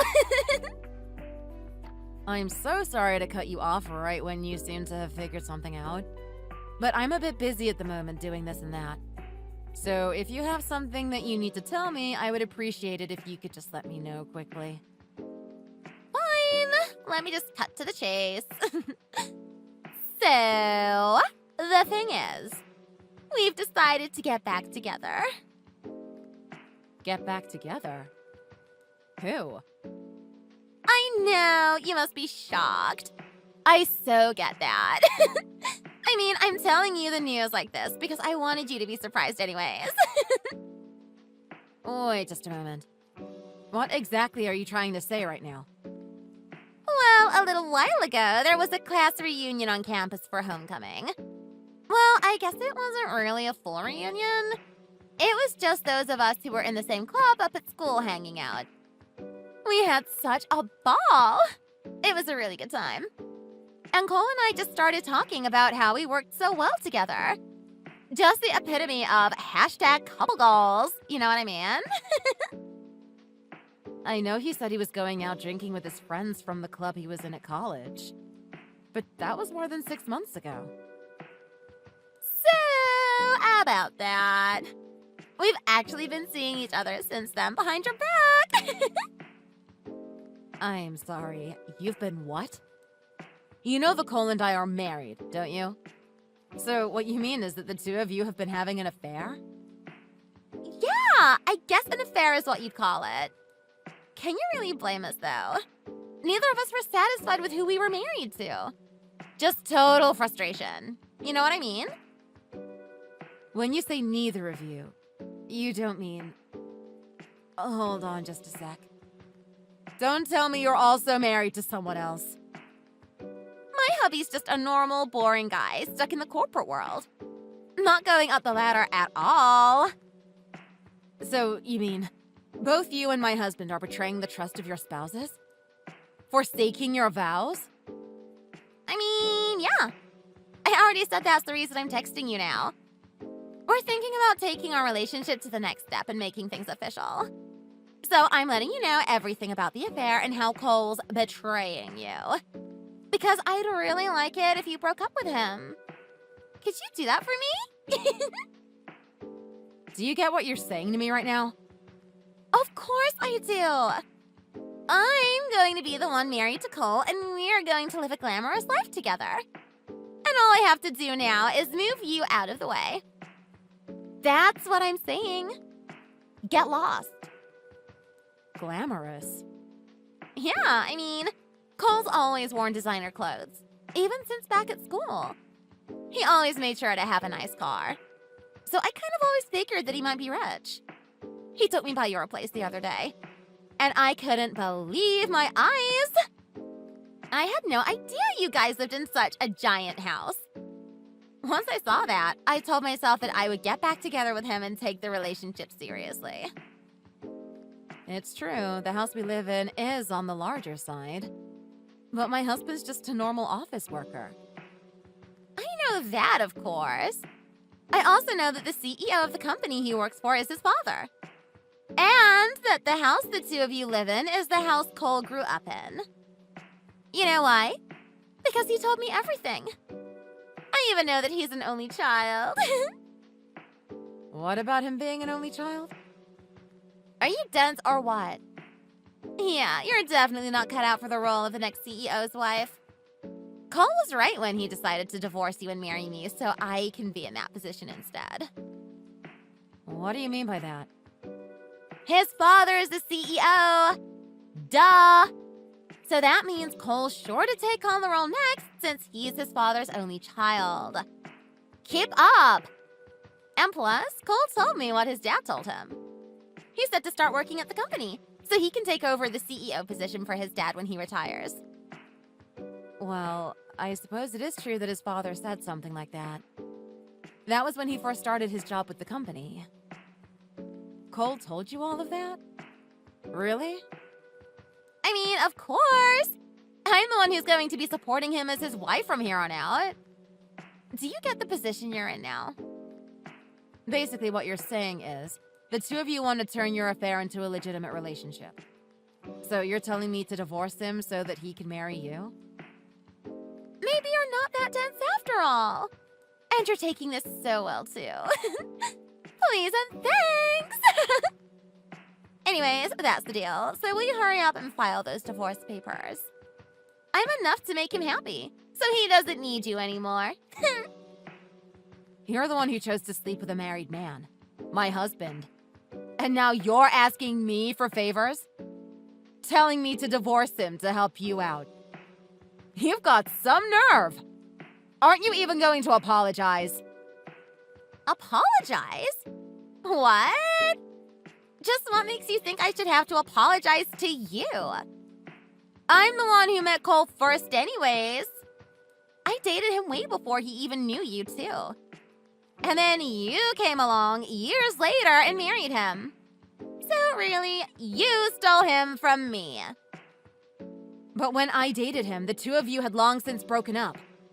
He told me that his girlfriend in college, you, was his first girlfriend. But that you ended up dumping him because you thought he was too boring. You're the one who threw Cole away like some chewed up gum. So don't try to rewrite history now. Not to mention, you also went and got married to someone else. God, shut up! You're so annoying. That's why Cole doesn't love you anymore. Anyways, like I said, I met him first. End of. So obviously you're the one who should give him up since you showed up after me. Do you seriously not get that? That sure is convenient for you. Whatever! The point is, he's going to dump you in the end. So just get ready for that. I was nice enough to let you know, so, you're welcome.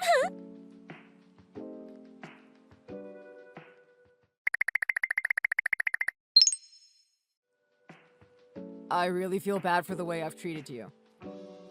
I'm not the only one you've mistreated, you know. What about our children?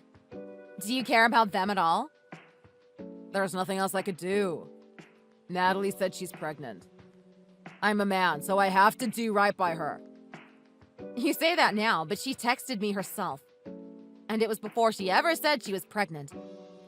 Even back then, she was asking me to divorce you so the two of you could get married. I'm actually not at all surprised to hear about the affair.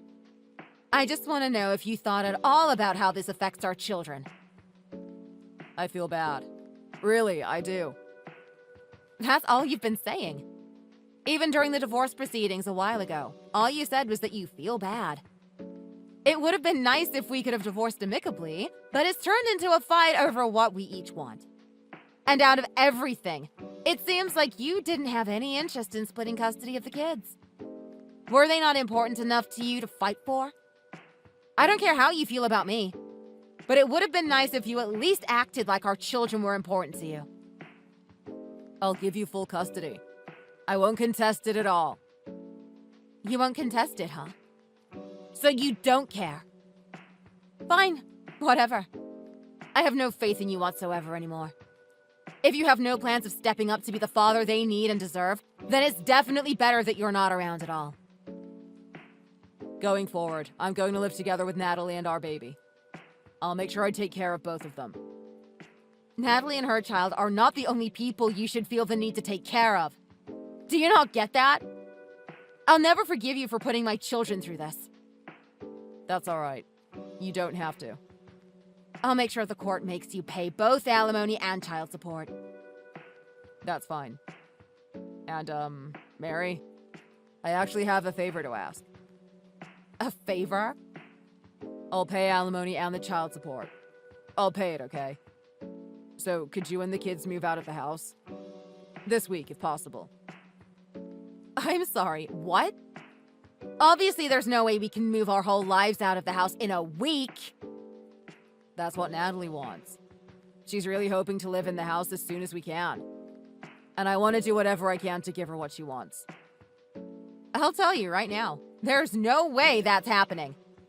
Even if we were to move like you want us to, a week is nowhere near enough time. I would have to pack up and move both myself and 2 kids. There's no way I can do that in just a couple of days. Maybe you could move back to your parents' place? My parents' place? The place that you said is too far to visit any more than once a year? You mean that place? I did say that, but if it's just you and the kids, rather than all 4 of us going there, you can make it work somehow, right? The kids have school and they're enrolled in this district. I can't just make them miss class by moving to a different school district in the middle of the school year. Then maybe some company subsidized housing? Even if I put in an application and got approved for that, it would still take at least a month to get that approval and then move. But Natalie's really itching to get in that house.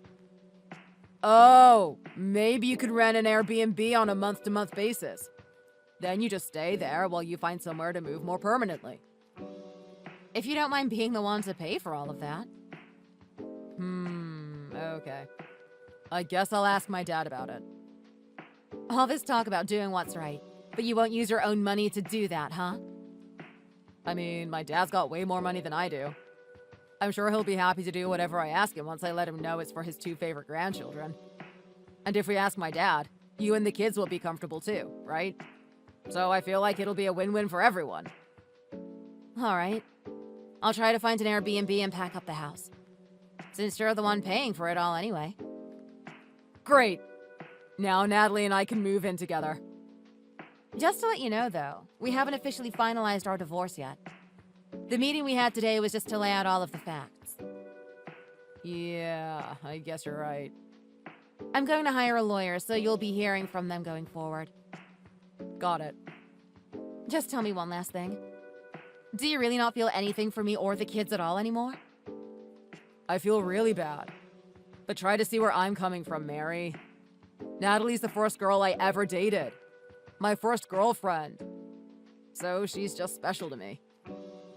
You've made everything perfectly clear. Now that you've said that, I feel like I can completely let go of my feelings for you. I can move on from every part of my relationship with you with no regrets. So, thank you for that. And thanks to you too, for talking to me like this and, well, everything. I'm grateful for our time together. And I'm really sorry. Honestly.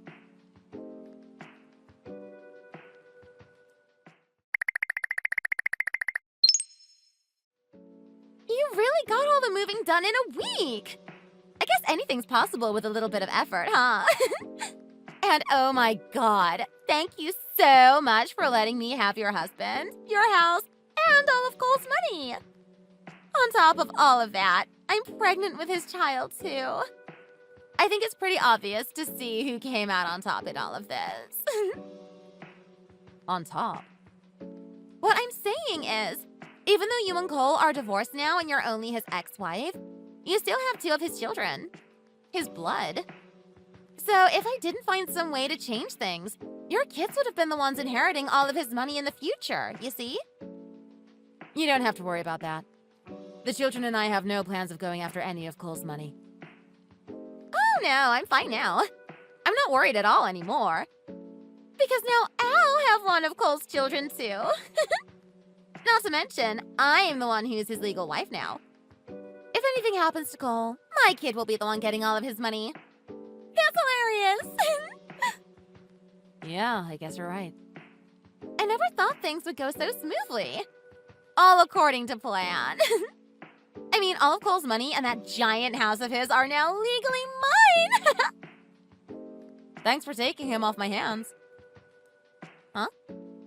Thank you. I'm the one who should be thanking you. Wait, I know what it is. Now that Cole's dumped you, you're so depressed that you've completely lost it, haven't you? Not at all. I'm truly thankful from the bottom of my heart. You see, I had wanted to divorce Cole for a while, but I could never figure out a way to do it that made sense. I was really racking my brain over it for a long time. What the heck are you talking about? Well, first, there was the issue of the children. But the main problem was that Cole had absolutely no interest in divorcing up till now. So I couldn't really move forward with my plans until I found some way for it to look like it was all his idea. I could have asked him for a separation and then divorced him after that, but that would have taken too much time for my liking. But then, right when I was thinking over all of those options, you, the mistress, showed up with perfect timing. And just like that, I was divorced. Your existence really came in handy. Thanks. You wanted to get divorced? You wanted to divorce a total catch like Cole. Are you dumb or something? We just didn't ever quite get along. And our ideas about how to raise our children didn't match either. So that's how it was, eh? The two of you were a mismatch from the start then. That means that this whole time, his soulmate was me, not you. And it makes sense that he wouldn't match with you anyway. By all means, live a happily ever after life with your soulmate. My lawyer will be in touch soon. He'll let you know how much Cole owes me in alimony and lawyer's fees. So make sure you and Cole make some arrangement with my lawyer about how to pay all of that off, okay? Don't you worry. Cole's going to pay any amount of alimony your lawyer throws at us. He'll take care of it for both of us. He's filthy rich after all. Well, good for you. You should go ahead and request as much as you possibly can. After all, you're going to have to raise his 2 kids without his salary or any of his money to help you out.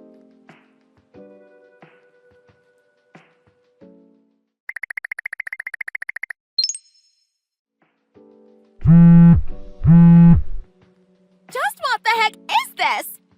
Why can't we get into the house? You must have done something. You did something to mess things up, didn't you? Come on, pick up the phone. I'm so sorry. I'm in the library right now, so I can't pick up the phone. But I'm pretty sure I gave you my lawyer's business card so you could contact him if anything came up. You have it, right? So could you please talk to him instead? You're acting like this is some little thing, but this is serious. Cole and I went on a trip and we just got back now. But we can't get into the house. Both the key and passcode won't work. Why can't we get into our house? Oh, are you talking about the house that Cole and I used to live in together? If so, it's been put up for sale already. Cole's grandfather has been taking care of getting the locks changed and changing the passcodes. What? What did you just say?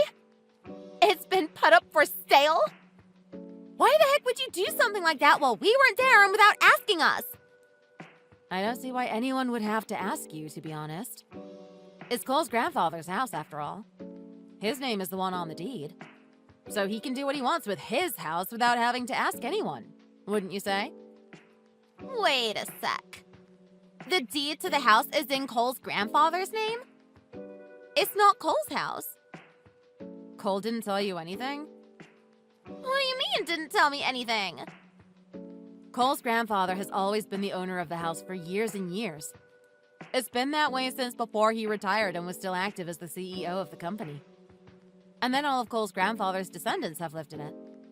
First, his grandparents lived there, then his parents, and then Cole himself lived there with our family. At one point, all 3 generations lived there together, actually. But once Cole's grandfather resigned from his position and retired, he and Cole's grandmother moved to a nice little shorefront property. And once Cole's father took over as CEO, both of Cole's parents moved out of the family home and into a condo closer to the company. Well, if his parents and grandparents all moved out, that makes the house Cole's, right? Aw, no. The deed is still in his grandfather's name, even now. When Cole and I were living there, that was only because his grandfather didn't want it to be completely empty. So he asked us to stay there and take care of the upkeep and any other little incidentals. In exchange, he let us stay there for free. I guess you could say it's like we were renting it. But we were still only tenants, not the owners. That whole time? You were just renting it? So if Cole's grandfather decided to sell the house, that would mean that you and Cole have no choice but to move out of there. No one ever told me anything about any of this! Cole's grandfather is pretty straight-laced and conservative, so he's been very upset over this whole affair business. He even said he'd never let it slide, even if Cole is his grandchild. I'm thinking you're not going to have much luck trying to talk him out of selling the house. Then, what about the condo you mentioned? You know, the condo where Cole's parents live? Where is it? Cole's parents were pretty heated about this whole situation, too. Did you forget about that? They were there at the preliminary meeting for our divorce. Both of his parents and even your parents were all as mad as I've ever seen someone be. They even told both of them that from now on, no matter how much you begged or pleaded, they'd never do anything for you. And that you were both disowned. Don't you remember any of that? Oh no. What are we supposed to do then? Who's going to help us? No one's going to help you. You've burned bridges with both Cole's parents and his grandparents. Even your parents won't do anything for you. Since none of your close family will help you, that seems to me like you've exhausted all options and there's no one else you can really turn to. How could this happen? I thought I was finally gonna get to live in a gorgeous mansion. You and Cole can just buy another one for yourselves, right? It's just a house. That shouldn't be too hard. That's right. Cole's gonna be the next CEO after all. No matter how mad his father is, Cole's still his only son. So he's still definitely next in line to take over for his dad. Even if his parents and grandparents don't help us, we can still make it on our own. Cole will take care of us himself. Cole's been fired, though. Huh? Fired? Yes, he was fired last week and kicked out of the company. What do you mean he was fired? For what? How could that happen when he's the next CEO? He's the one and only son of the current CEO. You seem to have misunderstood something. Our company is a merit-based company, so people are promoted based on their own abilities. Even Cole's father only became CEO because he was the one best suited for the job. He beat out all the other competition. I heard it was a fierce battle, too. Why are you calling it our company? And what do you mean, merit-based? Cole's father didn't just inherit the position? Didn't you ever hear how Cole and I met? Of course not. Why would I care about that? We met when we both started working at the company around the same time. In other words, it was an office romance. After we got married, I got promotion after promotion. But Cole was stuck in the same position. He just couldn't seem to move forward. Why not? He didn't want to actually do his job, that's why. He was always full of himself, talking about how he is the CEO's son. In the end, all he did was run his mouth bragging instead of actually working. Since the company's merit-based, all of his colleagues around him got promoted and left him behind. And even then, he still didn't do any work. This year, he was finally assigned to a dead-end position with absolutely no responsibilities and definitely no room for growth. No room for growth? You've got to be kidding me. Who's going to be the next CEO then? Some other person who actually does their job is in the running for that position. But anyway, Cole spent this whole time being terrible at his job and then relying on his father or other people. He even had me take care of anything that came up with the house. Whenever there were money issues, Cole just went running to Daddy. Then he'd mention our children to guilt his father into helping him out. He'd never use any of his own money and never tried to solve anything on his own. I was just starting to get tired of the way he didn't handle things and was rethinking our whole relationship when you showed up. Hold on. Why did he get fired? Even if they reassigned him to a dead-end position, I don't see why they went so far as to fire him. What Well, I mean, that's because during the half of the work week when he was supposed to be working from home, he was running around outside instead, having fun cheating with you. Huh? With me? How would anyone know that? Before we turned in the paperwork to finalize the divorce, everyone involved got together for a meeting. And during that meeting, we went through all of the facts of our marriage and your affair. Remember that? Both you and Cole had no problem telling everyone there all the ins and outs of your entire relationship. I guess you wanted to brag about just how much you loved each other. But all of that talking meant that there was a thorough written record of all the times you met up. We just wanted to help hurry your divorce along. And we didn't care if what we said meant Cole would have to pay more alimony. We weren't worried, no matter the amount. Well, the record from the meeting showed that during work hours, when he was supposed to be at home, working remotely, he was outside, doing things like going on dates with you instead. The company found out that he was meeting up with you during work hours, and that's why he was fired. No way. So you mean Cole has no job at all? I guess that would be the case, huh? I already received all of the alimony and child support in one lump sum payment, so it makes no difference to me at this point, honestly. But I hope you enjoy yourself, living your happy life with your soulmate. Even if they reassigned him to a dead-end position, I don't see why they went so far as to fire him. I only took him from you so I could live a life of luxury. What's glamorous about this? How about this? If I give him back to you, can you give me all of the alimony back? Hey, are you listening? Oh, I'm sorry to tell you, but we're already past the 30-day return period. You can't be serious. Please, I'm begging you. Just take him back and give me the money. Or steal him back from me. Hey, Mary? How am I supposed to live the life of the rich and famous like this? I'm going to be dirt poor!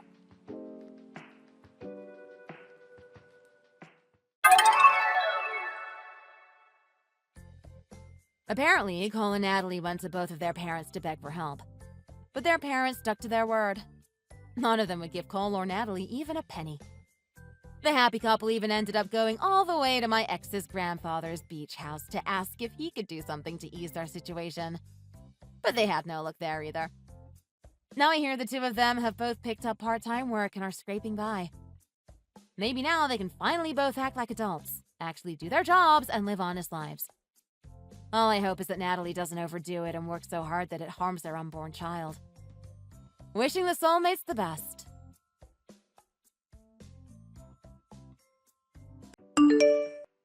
This is so annoying. I really shouldn't have to put up with this. Why the hell are you getting married to my brother? You really need to know your place. Huh? I heard everything from my mom. You guys finally planned out your wedding, and I was honestly hoping it was never going to happen. I can't believe my brother is marrying such an ugly woman. I don't understand why we have to deal with someone like you entering into our family. You are seriously stupid. Please don't call me stupid. I have no idea why you are getting this upset. It is normal for people who are engaged to get married. It was going to happen eventually, no matter what. Shut the hell up, you ugly piece of crap! I need you to cancel this wedding right now. Cancel it? Why should I? Because a wedding is for people who share their vows and love to each other in front of everyone. I just can't accept the fact that my brother will say that he loves you. You are too repulsive to be in my family. I would honestly throw up if I saw you two get married right in front of me. Kevin deserves someone with a better face. Plus, I just don't like you. If you go through with this wedding, it will seriously be unforgivable. If you keep speaking to me this way, I'm going to get angry with you. Please stop. It's not just me, but I spoke with your parents and they are all really looking forward to the wedding. The only person who seems to have a problem with our marriage is you. Well, yeah. It's because I don't like you. Since you are the bride, the decision is up to you whether or not to go through with getting married. If you say you don't want to get married anymore, everyone will go along with it. So just cancel the wedding. Got it? Seriously, knock it off, Paula. I'm not going to stop until you do as I say. No one actually cares to see you as a bride. Not even makeup or a pretty dress would fix that body and face. Plus, it's not like you have enough friends to invite to the wedding. Why waste your money on a whole wedding and everything if no one is going to be there? Paula, you need to calm down. Your insults are getting out of control, and I really don't feel like having a full-blown argument right now. Shut the hell up! They're not even insults when I'm just speaking the truth. Someone has to tell you how horrible you look. It's embarrassing. Weddings are meant for beautiful women. My family comes from a line of beautiful and smart people. If you stood up there next to my brother, it will only be even more embarrassing for you and my family. Trust me, you don't want to go through with this wedding. Just save yourself time and money, okay? Do you really have to take things this far? You almost sound jealous that I'm having a wedding. Oh, please, jealous of you. I just don't like you. There's nothing more to it. If you finally understand what I'm trying to say, then call off the wedding. All women like you care about is my family's money. If you think I'm going to let you marry my brother just to live off of him, then you are terribly mistaken.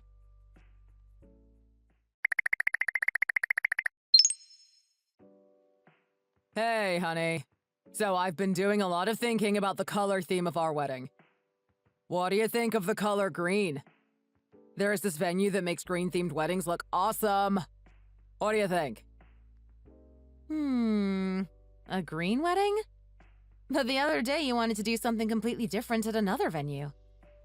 Don't you think we should take more time to think about it? I already talked to the other venue and got things going already too. It would be a lot to change things now. Yeah, I know, but I'm serious about this one. All my friends recommended this place too.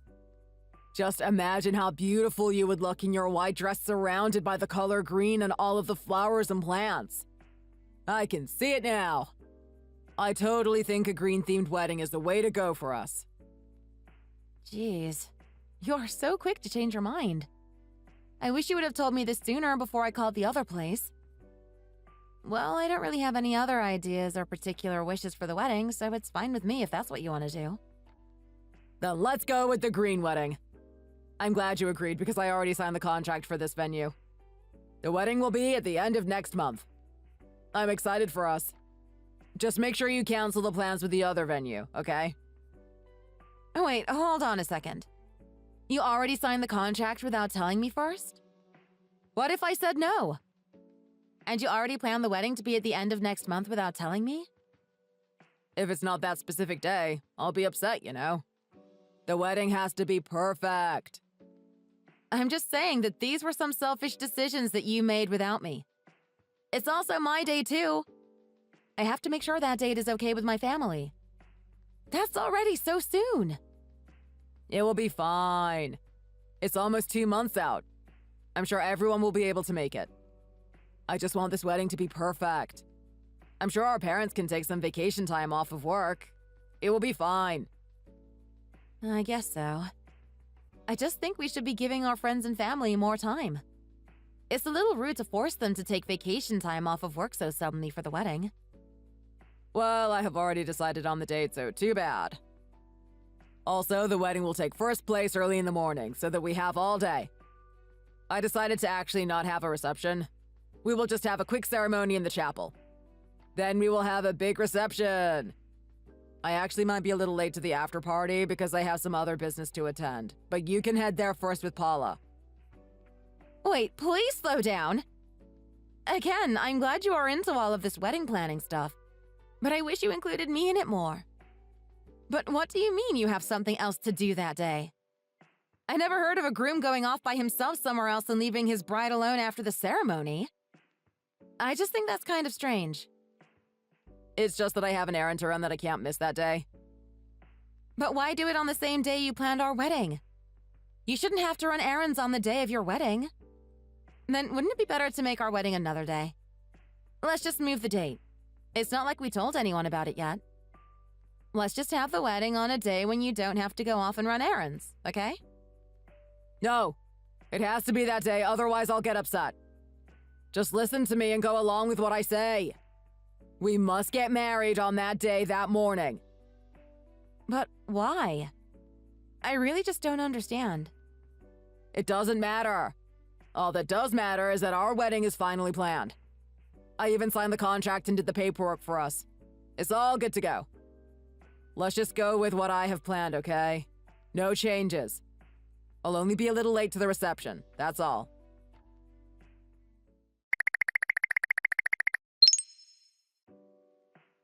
I can't believe after everything I said, you still didn't cancel the wedding.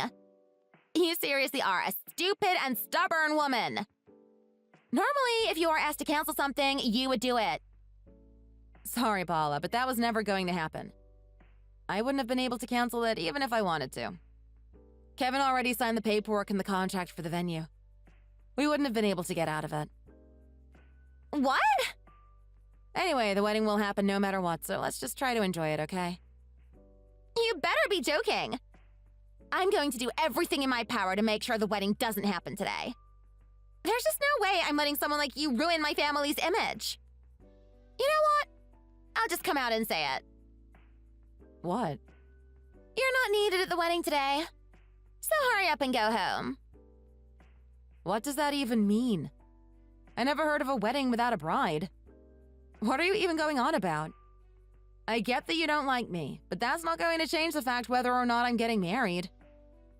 I have prepared the perfect gift for Kevin. I have brought in a new bride just for him. She suits him so much better than you do. He's getting married to someone else today, so go the hell home. What the hell? I'm just about at my limit with you. As I said before, an ugly old woman like you has no reason to be marrying my brother. I've thought about this a lot ever since I first met you. That's why I thought a lot about how I can ruin this wedding. I have planned things out on how to absolutely ruin you every single day leading up to this god-awful wedding. Everything is going smoothly so far. Just you wait. That's why I have a new wife prepared for him. She is so much better than you. I'm sorry, but I have no idea what you're going on about. So you're saying that your plan is to present him with a more beautiful bride at our wedding in order to ruin it? I really don't understand. Are you actually being serious? Do you actually think by presenting another woman in a dress that it will destroy my wedding? Yeah, I'm super serious. I'm so happy I thought of this. It's going to absolutely destroy you. I found a girl that totally suits him way better than you ever could. I made sure that she was so beautiful that it would bring him to his knees. The least I can do is look out for him like this. Come on now, Paula. You are being ridiculous. I'm sure my whole family will be proud of me once this is all over. Especially Kevin. I'm going to be so happy once you are gone. I never want to see your ugly face again. This is too good. I'm such a genius. More of a moron than a genius. I never thought you would even try and do something like this. What do you mean? I told you that I was going to do everything in my power to stop this wedding. I'm only looking out for my brother. I took my brother's picture and signed him up on different dating sites. That's how I found the perfect girl for him. She would make a much better sister-in-law, too. She matched all of his hobbies and has a super great education, too. Unlike you. Are you actually insane? Why would you use his picture and sign him up for dating sites without him knowing? He actually matched with a bunch of amazing women. I'm fine with anything as long as I no longer have to deal with you. At one point, things got stressful because so many women were blowing up his messages and I had to respond. I had to single out the best girl and it wasn't easy. But I finally found the one and she will be marrying him today. Not you. I'm still baffled at how much work you went through just to get rid of me. It's actually creepy. I don't care what you think of me. My work here is done and you will soon be out of the picture. Hurry up and go home. This wedding isn't for you. Kevin doesn't need an old and ugly woman like you. I already changed the bride's name in the venue's paperwork. Your name is nowhere in the records. Don't ask how I did it. What did you just say? I came here extra early to do it. But that's what I'm trying to tell you. This isn't even your wedding. If you actually understand now, then go the hell home. I'm going to have the coolest sister-in-law now, and she is perfect. She actually fits in with the rest of the family. She is the complete opposite of you. Just disappear. I have made myself clear enough. Thank you, Paula. You really saved me. What? Why are you saying thank you all of a sudden? I never thought I would actually be able to walk away from this horrible wedding like this. I was getting worried. You may not understand, and it's complicated in a lot of ways, but thank you. Just wait! Why the hell are you thanking me? Can you explain what's going on? I'm trying to get rid of you and destroy your life because I hate you, and you are thanking me? Just what do you mean when you say you can finally walk away from this horrible wedding? I know you were desperate to see me cry and panic, but I'm sorry, that's not going to happen. I've actually been trying for a long time to find a reason to call off the wedding. That's why I'm so glad you did this and made things easier for me. Thank you so much. No! What the hell do you mean? You didn't love my brother anyway? Why don't you want to marry him? I mean, this wedding is beautiful. My family is rich and you were clearly happy. So why? Are you okay in the head? How are you not crying and freaking out? This is not what I had in mind at all. Anyone would be honored to get married to my brother. I'm confused. What's wrong with you? Honored? Oh, please, it's quite the opposite. Your brother is a piece of work. I think the best way to describe him would be the scum of the earth and a completely stuck-up piece of trash. What the hell did you just say? It's because he is a man who was trying to secretly have 2 weddings on the same day with 2 different women. I'm not stupid and knew something was up. It's not that hard to figure out. He wanted to marry me early in the morning, and then he had an errand to marry the other woman in the afternoon before our reception. What a sick joke. Your brother is absolute garbage. What? He would never try and do something like that. Having 2 weddings on the same day with 2 women?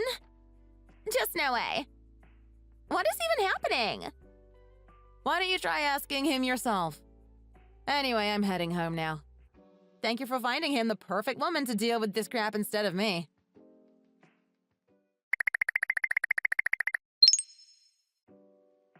I need to know how you knew about everything. How did you figure out that I was planning on getting married to another woman on the same day? I thought I kept all of the information super private. I guess you can call it a woman's intuition. It's not very often that a man gets super into wedding planning like you did. It had to be on a certain day and at a certain venue. I thought it was all strange. Then you were saying how you had an errand to run and you would be late for our own reception. There were a lot of red flags. Also, when you weren't looking, I took your phone and had a look. You looked at my phone, too? Then that's when all of my suspicions were confirmed. You were having an affair this whole time. I saw your text messages and search history. You were planning another full wedding with this other woman. You really told this other woman that she will be second, but that you don't mind having a wedding with her as long as she wants one. You then messaged all of your guy friends and showed off how you were getting married to 2 different women on the same day as if it was some sort of flex. It looks like she agreed to marry you, even though she would be second. It must be the money she's after. No, wait, let me explain. I should have broken up with you the moment I found this all out. But all of our friends and family kept messaging me about how excited they were, and I just couldn't find the right time. Let's just say it was complicated for me to make that decision. Eventually, our wedding day came, and time had just completely escaped me. I really felt stuck on what to do. But I'm so happy because Paula finally gave me that push I needed to follow through. Can you please just wait a second and give me a chance to explain myself? You have always been first, despite there being another woman in the picture. I actually never really wanted to get married to her. I love you, Hera. But I guess now that you found out and are angry with me, I guess I have no choice but to follow through with getting married to the other girl. Don't start playing the victim. I have every reason to be angry with you. You shouldn't have cheated. Everything you have done is your own doing. Your actions have consequences. Jeez, you don't have to go and be so cold-hearted about it. As I said before, you are my first choice, and if you never would have been sneaking around with my phone, you wouldn't have ever known. Things would have been perfectly fine. You're sick, you know that? Anyway, we're through. I'll be suing you for all the money I've sunk into this wedding, by the way. What? Are you actually being serious? My other wedding is just for fun, like a game. I'm serious about you, though. Plus, it would be embarrassing for us to break up the day of the wedding. I really don't want to have to go through all of that. The other woman is so annoying, and I don't really want to marry her. You are the annoying one. Anyway, Paula actually has a better bride for you to get married to in my place today. Go ahead and do whatever you want. I'm done here. Please excuse me.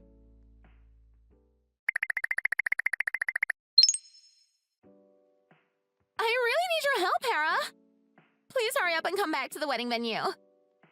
Kevin is also in a lot of trouble. Please come back and do it for his sake. Huh? Why should I?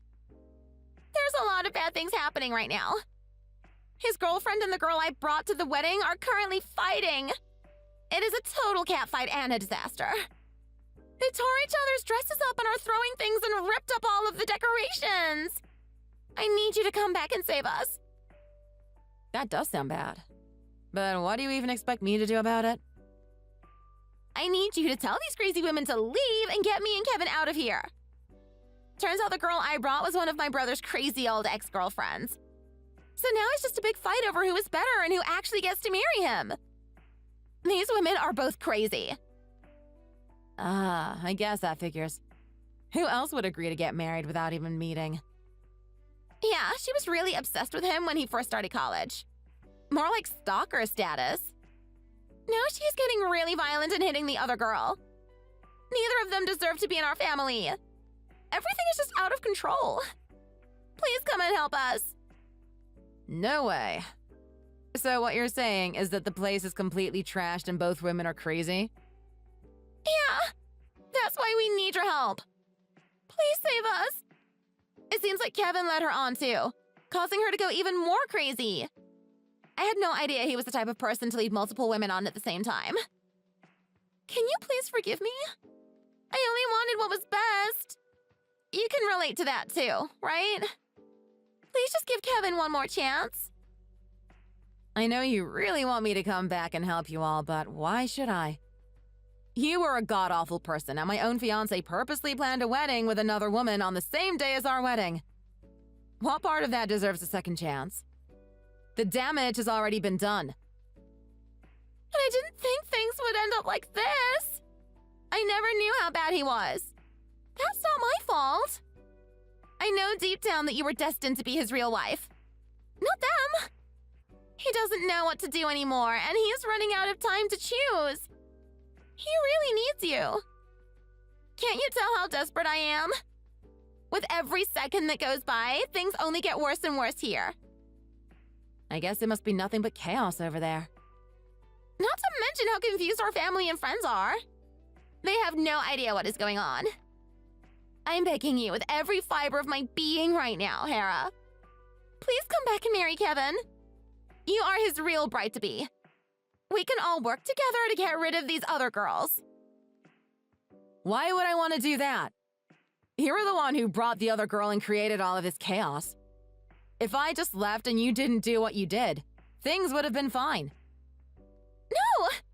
Please don't go and make the situation my fault. I didn't know he had a secret bride. I can't be the cause of my brother's downfall. That's why I am begging you. I have no other options. Sorry, Paula. I am done. You two are just going to have to deal with this on your own. Why are you doing this? I think the reason is pretty clear. You and your brother both disrespected me. He cheated on me, and he wasted my time and money. I'm going to make him pay. What? No way. Please just wait. My brother is already going through enough right now. Please don't ask for money, too. Why not? Don't you think a good punishment for him should be put in place to get him to stop messing with women?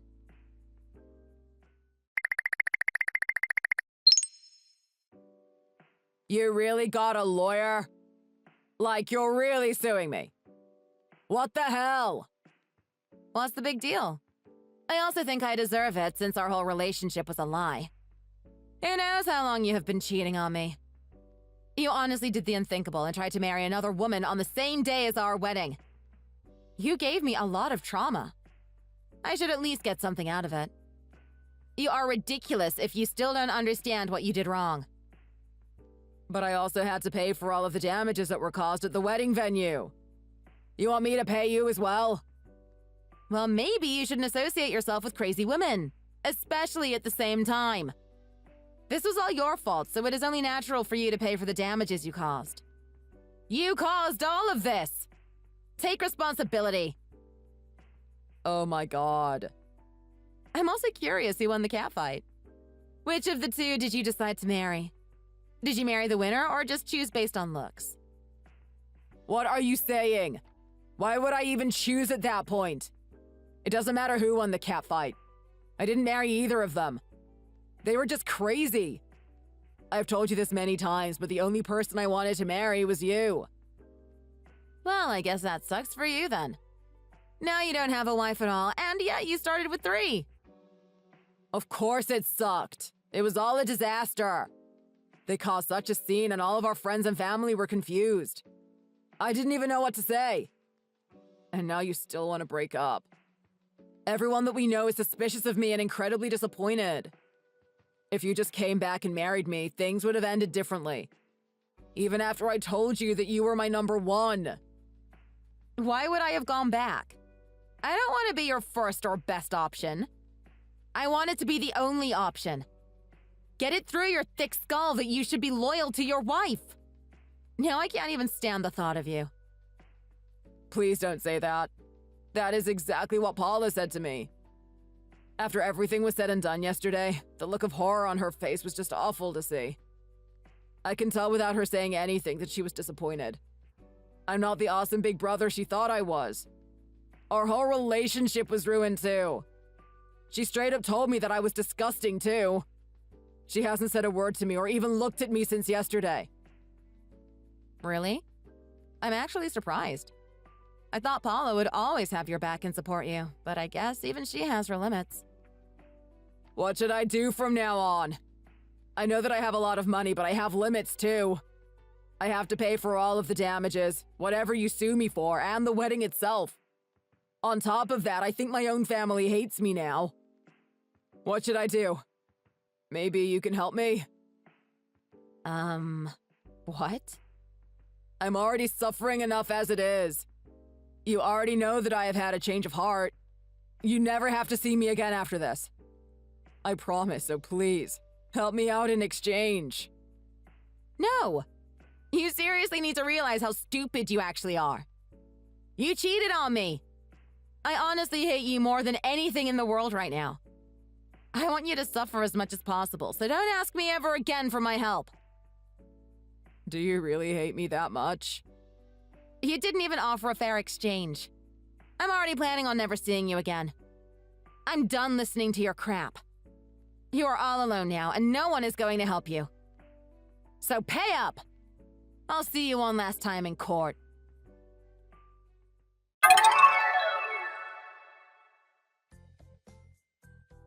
With that final message I sent to Kevin, I never heard from him again.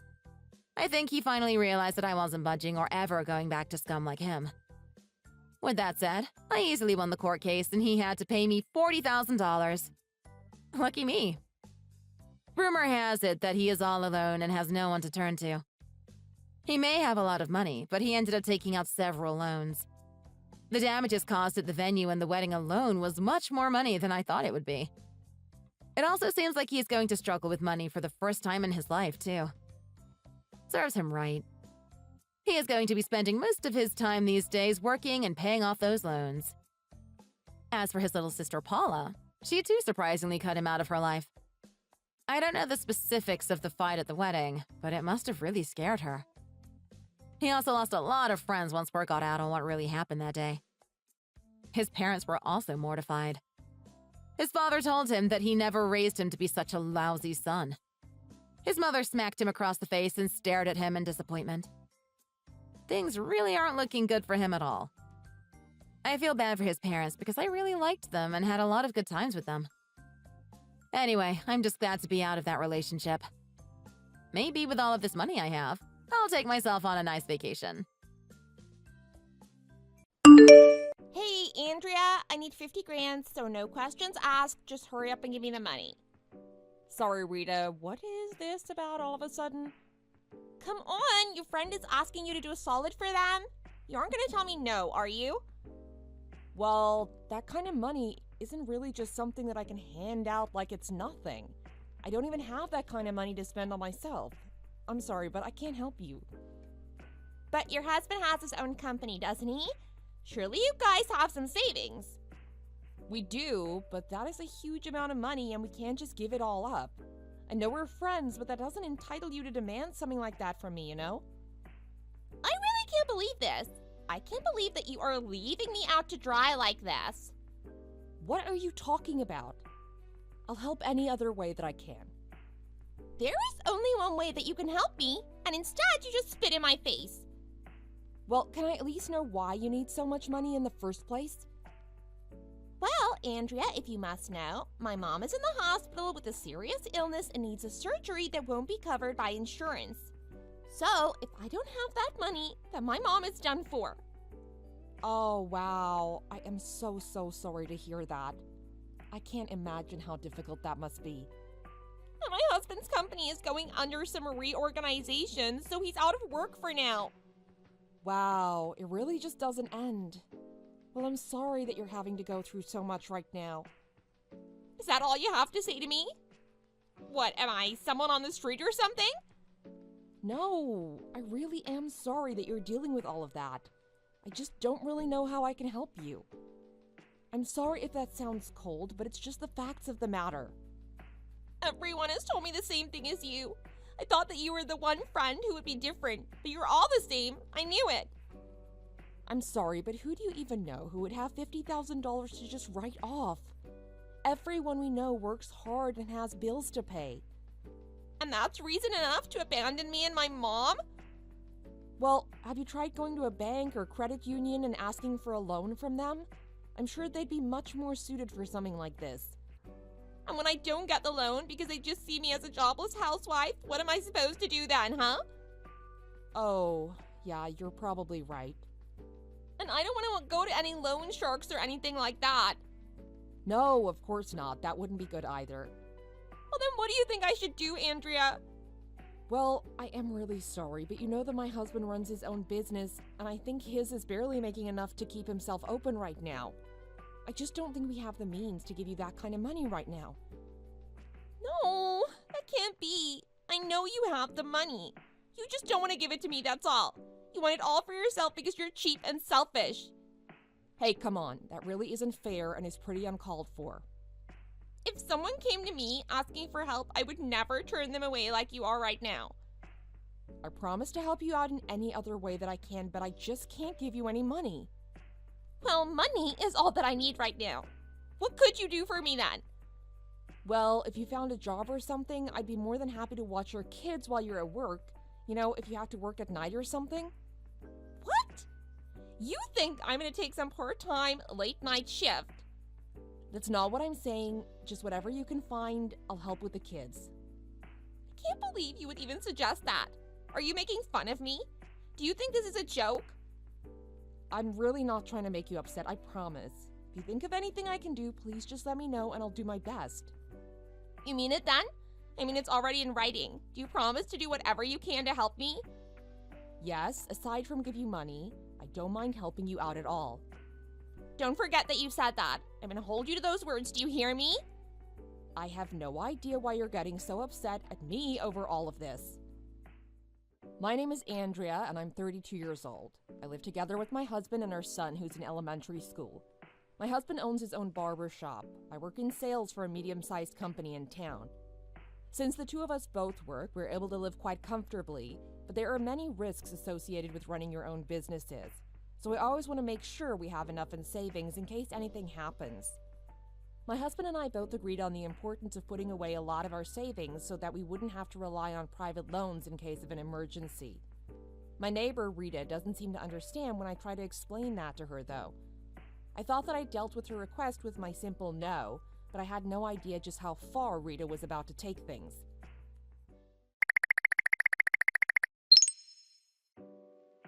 Hey, Andrea, you said that you'd take care of my kids for me, right? Yeah, sure. If you're going out for something, it would be no problem. Well, I have some business that I need to take care of tonight, and it would mean a lot if they could spend the night at yours. You want me to watch your kids overnight? Are you really going to be coming home that late? Did you find a new job or something like that? That's right. Why, do you have a problem with that? No, of course not. I hope that's good news. Yes, I will absolutely watch your kids for tonight. Thank you. That really does help me out. By the way, I only let my children eat food produced domestically, so please be careful of that. Oh, even when you cook meals and stuff like that? Of course. We live in the greatest country in the world, which means we have the best food in the world. So make sure you watch what you feed my kids tonight. Sure thing. Do they have any foods that they really like or dislike that I should know about? Favorites? 100% American grown, what have you. Dislikes? Anything that hasn't been blessed with the freedom to grow in this beautiful nation of ours. Wow, I had no idea you were so patriotic. Well, I have some ingredients I got from the farmer's market and was gonna make some enchiladas. Is that all right? Enchiladas. You're gonna feed my kids enchiladas. They don't eat any of that ethnic crap. Don't you have some fancy microwave meals?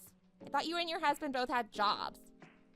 Well, we all really like enchiladas, and it's a pretty easy dish to make, really, so... Whatever. What time should I take my kids over to yours? After work, I was gonna get a couple extra ingredients, so maybe around 6:30. I think I should be home by then. More ingredients. You better be careful. Did you know there is a global cabal of elites putting chemicals in our water and food? I heard on a reliable radio show that it made a bunch of frogs turn fruity. And 6:30 is way too late for me. Well, you can drop them off earlier if you like. They can just play with Allie until I'm back from the store. I guess I can just bring them over at 6:30. That should be fine. All right then. I'll try and hurry so that I can get home earlier. And make sure you have enough food for tomorrow, too. Sorry, what do you mean by that exactly? Well, I'm working now, you know. I don't have anywhere else to send them. That's okay, but I would prefer if they just spent one night here. What do you mean? Well, you said yourself that your husband wasn't working right now, right? So we should be at home in the evenings, no? My husband also had to find some work to try and pay for everything. So your husband is also going out to work at night? He is, actually. He found a job at a factory. Oh, I see. Well, then I suppose it can't really be helped, huh? I just don't have the energy to deal with the kids during the day since I work until so early in the morning. I just really need your help. I don't have anyone else that I can go to. That's okay, I understand. All right, well, I'll go and pick them up early tomorrow morning. So go ahead and grab a couple of brews and put out some snacks for me then. Got it? Wait, what? I don't quite follow. Well, I'll be going to get them after work. Can't a red-blooded working American drink a beer before taking their children home? It's not like I have to drive or anything. I don't really know if that's a good idea.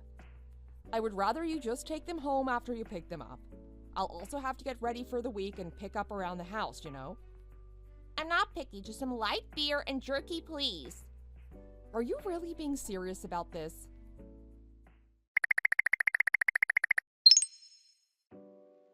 Hey, Andrea, I just wanted to thank you so much for taking the kids off my hands this week. I was really able to focus on work so much more with them out of the house when I got back. I'm happy to help a friend in need, Rita. But you've been knocking at my door late at night, staying well into the morning, and causing a big scene every day, and it's really starting to bother me. What kind of scene? What are you talking about? We were just having fun. You lectured me for hours about the underground city of lizard people that put on the masks of world leaders and control the world. I know you were drunk, but you sounded really serious. Anyways, I don't think I can watch your kids anymore. First of all, that is true, and one day I hope that you emerge from your world of sheep and join us, the wolves, in the fight against tyranny. Second, how come? In fact, please never ask me to do anything for you ever again. Hey, come on! What is the matter with you? Why are you doing this to me? Do you think the world revolves around you or something? That this is all a movie that you're starring in? What is that supposed to mean? Just because I know the truth and others don't? Fine. I don't want some brainwashed globalist like you watching my child anyways. Besides, I solved my little financial problem. Oh, really? Well, I am sure that you are really relieved for your mother then. I just wish I realized that I could get money this way much, much earlier. Well, I really have no idea what you could have done.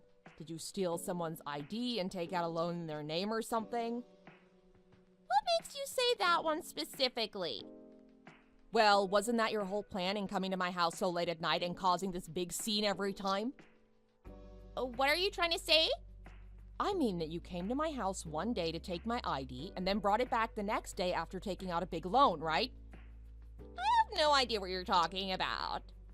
Are you a fed or something? Did you really think that you'd get away with it? I seriously have no idea what you're talking about. You're crazy. You're brainwashed. Well, you wrote in my company's name as your contact information, didn't you? Okay, fine. That's right. I put down your business, but my own phone number. But then how did you find out about all of this? Well, they tried calling your number over and over again, and when no one would pick up, I guess these people looked up the real number for my office. I actually got a call at work about paying back some loans, if you can believe it. Well, it sounds like I might have miswrote my own number when I filled out the sheets. Well, I had to deal with these people, and it was a real hassle. I am getting sick of your whining, you know that? These people called my office. They told me that I had 10 days to give them $1,000. And not only that I'd have to keep paying them that much every 10 days until the loan was paid off. What are you planning to do about this? Well, I was just happy to find someone willing to loan me money. I didn't really ask about what came next. I was so surprised when I got the call. I had no idea who I was talking to. But I finally pieced together that you took out a loan with some real rough-sounding loan sharks, didn't you? Well, either way, I told them what happened, and it seems they're after you. Well, what should I do? I thought that I'd have more time to pay them back. What should I do in the meantime? What were you thinking, taking a loan from a place like that? And for $50,000? Do you even know how the interest is going to affect a sum like that? But I don't trust banks. They're globalist tools to control our resources. Are you seriously bringing that crap up again? Please, you have to do something. How am I going to pay back that much money? To be honest, I don't think that someone like you is really ever going to be able to pay these people back. What makes you say that? And I also take it that you were lying about going out at night to work, weren't you? One night, while my husband was out drinking with a couple of work buddies, he saw you eating out at a nice restaurant. Oh, did he really? Honestly, using me as a babysitting service while you were out and having fun. What is the matter with you? But who else would watch my children? And by the way, who was the guy you were eating out with? According to my husband, it certainly wasn't your husband, though he saw you two leaving arm in arm later. Did he really see all of that? I don't really care who it is, to be honest, but it just makes me think that you lied about everything, your husband's job, even your sick mother. But how did you figure it all out? Well, maybe because your husband is a client of my husband and they talk all the time at his barber shop. Wait, what?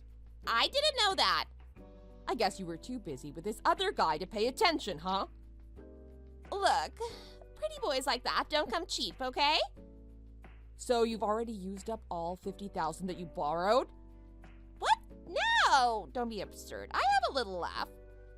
Maybe barely enough to pay off the interest on that loan. I think you have a lot of trouble coming your way, Rita. But you can pay the loan for me, right? You'll vouch for me. You can pay off all my debt, and then I can pay you back bit by bit, right? Let's do that. Come on, say yes. You are seriously living on another planet if you think I will agree to that. You think I'm gonna stake $50,000 on a promise coming from you? I've already talked to my lawyer. I will just let her handle all of this. No. You called a lawyer? Why would you do that? I hear that your husband is pretty furious at you too, so I get ready to deal with that. Oh no, how did this happen? How could it not? This was such a stupid plan. Did you really think it would work? I just thought that the resilience of the human spirit in the face of crushing globalism would help guide me through these troubled times. That is why I avoided the banks in the first place. Yeah, well, I don't even know what to say to that.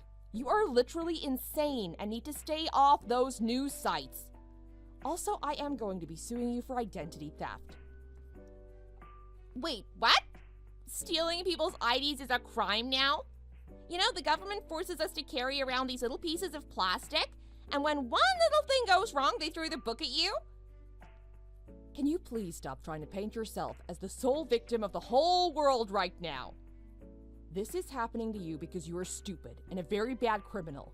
You know very well that stealing is a crime. Well, it may be, but it still wasn't my fault. I really don't even care. The point is that you're running out of time to pay these guys back, and I think that if you don't, something really bad is going to happen to you. Oh, right. I totally forgot about that. Well, I'd really get on it and try to fix this before you get hurt.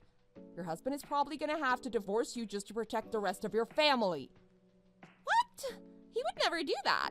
I know he doesn't make much, but he pays for everything. So the function of your husband is just to use him for his money. Well, not just me. I buy my kids stuff too sometimes. I just needed a little side piece for emotional support. It's hard being a housewife. So let me get this straight. You have a whole narrative, a global cabal sapping the wealth and freedom of the rest of the world. Would you readily admit that you're just using your husband for his money?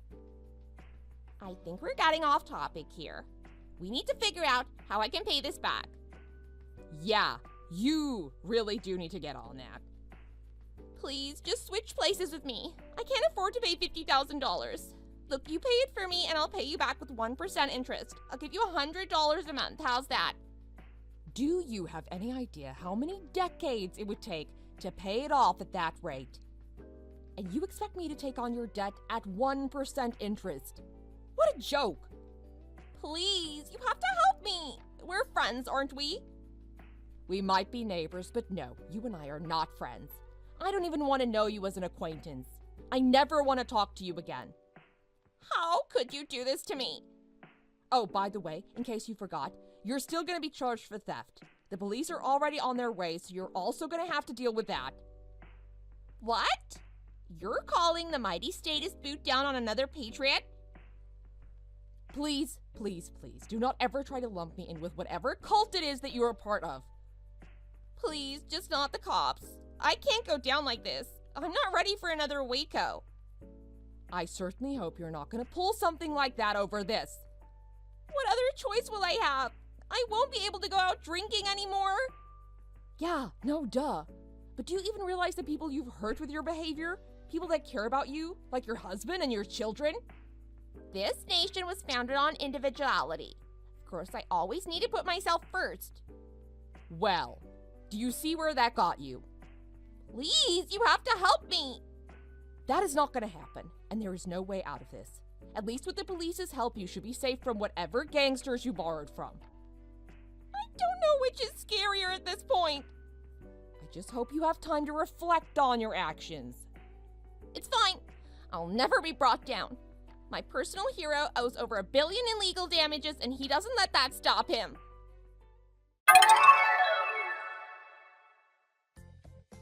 After that, the police arrived and Rita was arrested for theft and fraud. The police said that it was a rather classic scam that she was running. Even after her arrest, however, I imagine that it'll take a while to be paid back. And when you take into account interest, who really knows? It's a scary thought just to think about. Rita's husband divorced her as soon as possible and took himself and their kids as far away as he could. Although I learned my lesson from Rita and decided to vet people just a little more closely before trying to become friends with them. Fool me once, shame on you. Fool me twice, well, you know. Hey, Summer. It seems like you got another package delivered to your house. God, could you guys be more poor? If your parents didn't keep sending you care packages, then you all would have probably starved already, right? Oh, hi, Beth. No, it isn't really like that, actually. But you got stuff delivered to your door almost every day. Yes, I do get packages from my parents as well, but this time it wasn't from them. Well, how does it feel knowing that you can only survive off of the kindness of others? It must be so limiting. Limiting? Sorry, I don't really know what you're talking about. You know, all a person like you does is bring down the value of the neighborhood that they're living in. You're like gentrifying, but in reverse. Though I guess we have to hang out because our kids are friends. I just feel bad for your little boy. He'll grow up wanting what you can never give him. Hold on, you do know that I'm married to a doctor and that we live in a pretty nice house, don't you? Well, if you say so. But I've walked by your house and it just looks like some old house barely standing. It's nothing like my house, which is the biggest in the whole neighborhood, I might add. That is true. You do have the largest house for a while, yes. That's right. And the size of our house just reflects how amazing we are as a family. No one else in the neighborhood even comes close to having a place as fabulous as mine. So don't even try to challenge me. I wasn't even challenging you, but I also have no idea what you're talking about, so you might need to fill me in a little more. All right, I'll try and put this in very simple terms so that even you can understand. The fact is that I'm getting a little sick of seeing packages being delivered to your house every day. Yeah, I'm sure it's really causing all kinds of trouble for you and your family. Well, I just hate seeing the ugly delivery van parked outside every day. It isn't a good look for the neighborhood either. Okay, well, I don't know what to tell you. Those trucks are everywhere and online shopping has been a thing for a couple decades now, but I appreciate your input. Well, something isn't right. I mean, you get at least 2 deliveries a day. There's no way that you can afford to be ordering that much online. Well, you literally watch it get delivered to my house, so. And I'm not just talking about the stuff you get from your parents either. You must be getting a lot of help from your friends for them to be sending you so much stuff. I guess that only proves just how poor you and your family really are, though. Now that I've finally figured out how you're getting all of these boxes delivered to you. You really haven't, I'm so sorry to say. You're so poor that you need to rely on your parents and friends to send you boxes of stuff just to survive. Look, I do have a lot of friends, but none of them are sponsoring my family to help us out of poverty or anything like that. Well, I also see that guy in a suit who shows up from time to time. Yeah, he's just a guest of ours. Oh, please. I know an affair when I see one. It is so obvious. Okay, you really need to stop jumping to so many conclusions about my life. Though I do admit that the whole plot is pretty clever.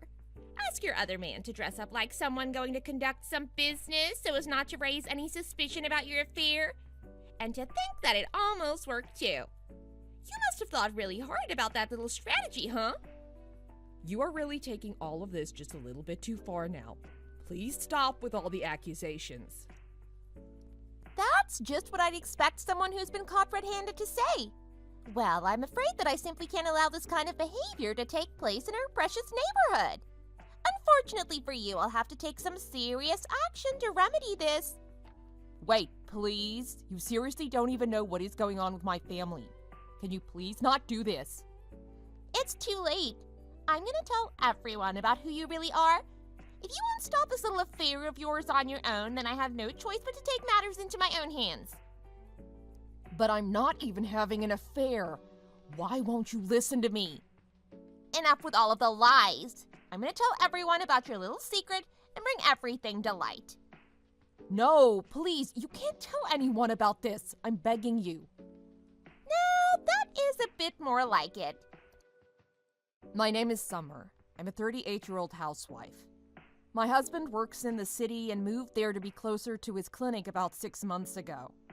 The woman living in the magnificent mansion across the street is Beth. Her husband is also a doctor who works at a nearby general hospital.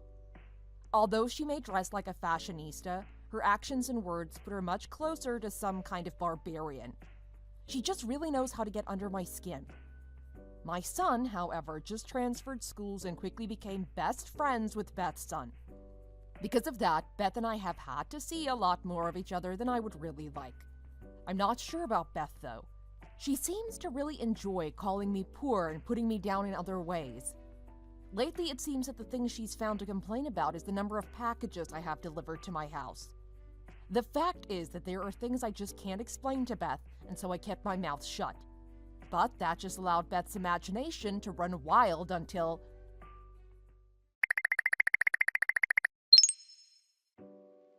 You know, Summer, the rumors about you are already starting to spread throughout the neighborhood.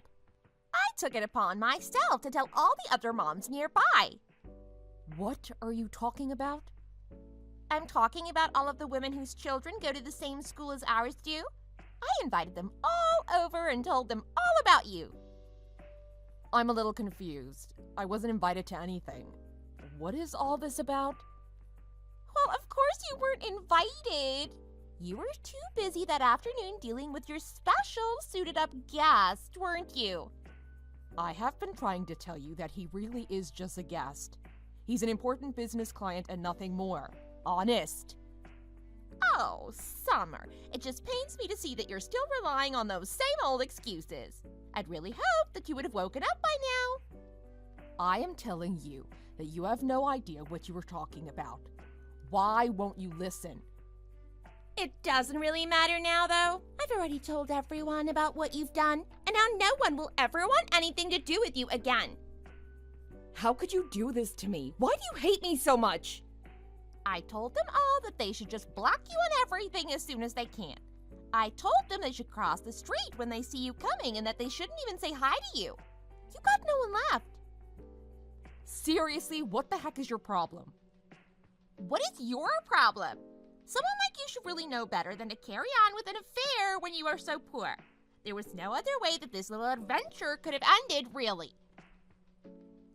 For the last time, I'm not poor, and I'm not cheating on my husband. Why won't you just understand that? Can you just please stop with all of the lies already? If you'd just be honest with others for once, then maybe you'd have more people that felt that they could trust you. Don't you feel bad for George? What do you think turning me into some pariah is gonna do for him? Why would I care about what happens to your little urchin? I'd just as soon you keep him at home. That way we won't have to worry about him stealing from the supermarket. Stealing from the supermarket? What the heck are you even talking about? Oh, come on. We all know what poor little urchins get up to at the supermarket.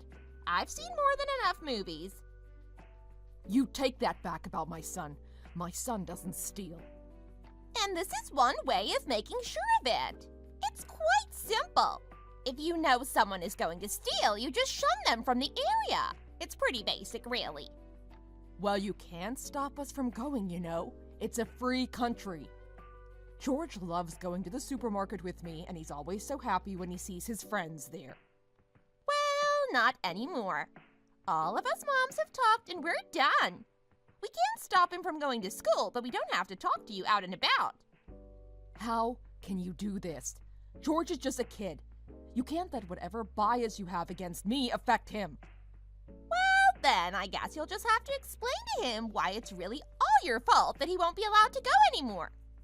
Okay, I was quiet about all of this up till now, but you are really starting to push me towards the edge. Oh no, I'm so scared of what some poor cheater is gonna do to me. Beth, I am seriously giving you one more chance to apologize to me right now. And what do I even have to apologize for? If anything, you should be apologizing to the neighborhood for what you've done. I'm so sorry for being so poor and for being a harlot. Get on your knees at the next PTA meeting and then maybe we can forgive you. Okay, fine. Be that way. Just don't forget that I tried to warn you. I gave you a chance to undo all of this before it was too late. You've brought whatever else happens from now onto yourself.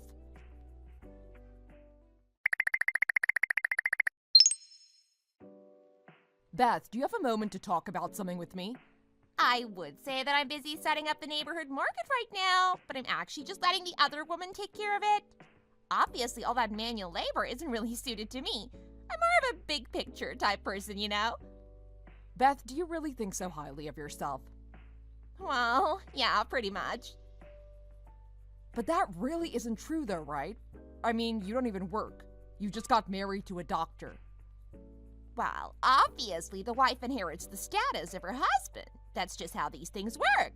And that means that as far as we're concerned, I am better than you. Well, if you really just wanted to have a contest of who has the better husband, I think I have a pretty good shot of winning, to be honest. Oh, please, that is just sad. What chance could your poor husband stand against my man? I'm just telling you the truth. Just who do you think you are trying to look down on me and my family when all you can afford to live in is that soon-to-be condemned haunted house you call a home?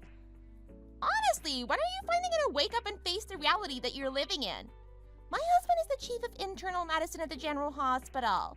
How could your husband possibly top something like that? Well, he could top it if he were, say, the director of the hospital. Wait, what are you saying? I'm saying that my husband is the director of the hospital. Wasn't that obviously what I was implying there? Why do you insist on all of these lies? I know for a fact that isn't true. He's way too young to be the director. I've seen him, and he's an old man. Correction, he was an old man. But the last director was actually my father-in-law. My husband took over the hospital from his father, you see. Wait, is that why you guys moved all the way here? That's right. And before this, my husband used to work at the university hospital. Wait, hold on a second. I'm feeling really confused.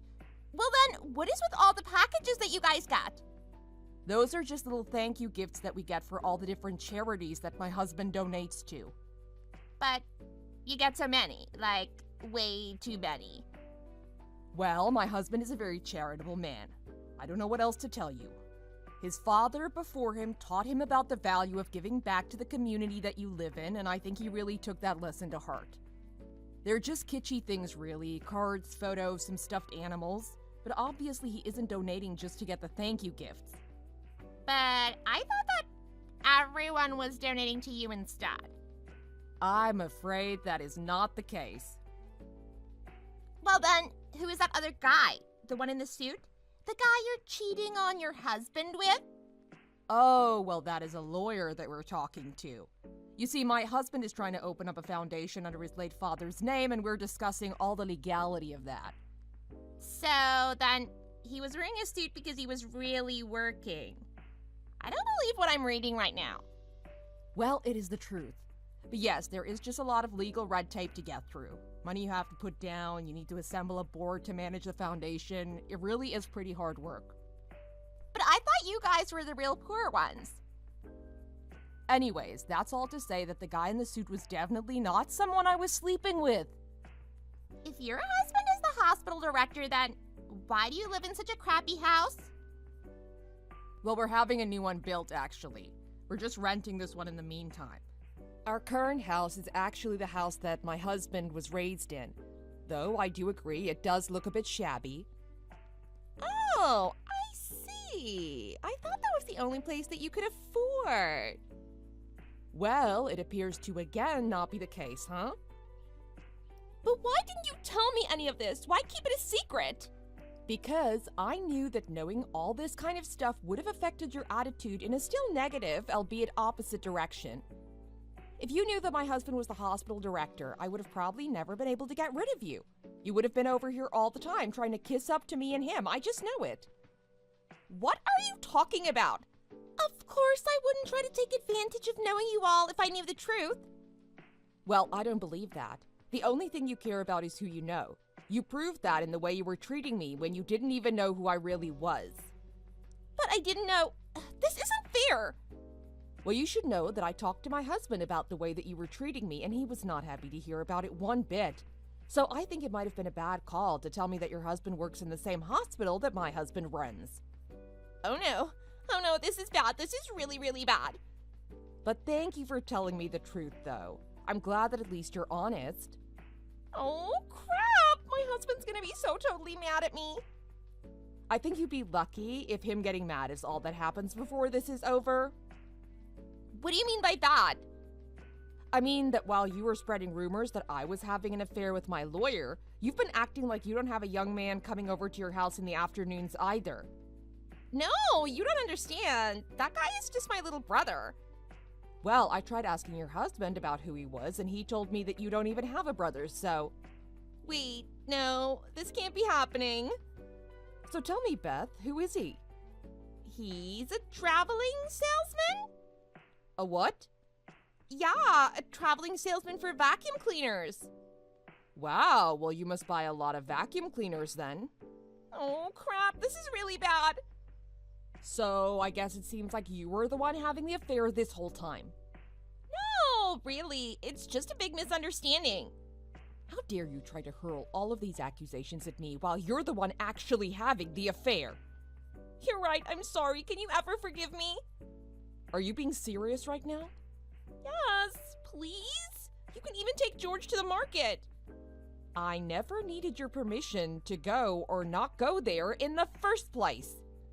I know, but he's welcome is all I'm saying. In fact, the fund for the market is just one of the many things that my husband helps to support. If you want to talk about being able to or not being able to go, I feel that I am more than qualified to be there. But I didn't know that! Oh look, I just got a message from my husband. Let's see what it says. He says that since your husband hasn't really done anything, there's no use trying to punish him. Well, that's a relief. But, considering everything that has come to light, your husband said he wants to divorce you. Wait, my husband said that? It would appear so, yes. I suppose he didn't think it was as funny that while he was working in the hospital to save people's lives, you were at home fooling around with other men. No, this can't be happening. He can't divorce me. This is impossible. Well, I'm not really the one that you should be trying to convince of that. Can you please just tell your husband to explain to him that the guy was just a salesman? Nothing happened, I promise. I thought you said that he was your little brother. So which is it? I would get your story straight before you asked me to pass it on for you. But if I'm not married to a doctor, then what even am I? I have nothing left.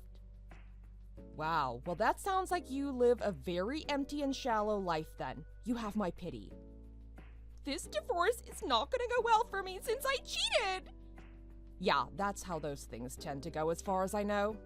But I don't even have any money. Please, you have to give me some. Well, sure, you cheated, but that doesn't mean you won't get anything from the divorce, right? No, you don't understand. I've burned through all of my savings. Any money that my husband gave me, I spent on expensive bags and clothes and vacuum cleaners. Wow, well, that really sucks for you then, huh? I guess you better try and return all those fancy things you bought and try to get a little money back then. I don't want to let them go. I need them. Please, you have to help me. If I get divorced, then everyone will know about what I've done. You have to do something. This really isn't my problem anymore. You can take care of this on your own. Goodbye. Please, Summer, don't leave me like this. I need you. I'm not leaving you like anything. You did this to yourself, and now I'm just removing myself from a situation that doesn't involve me, that's all. But we're friends. Our children are friends. Doesn't that mean anything to you? You have to help me. Wow, I did not see you as the kind of person to break down into a big mess like this. But no, I think I'm good, thank you. See ya!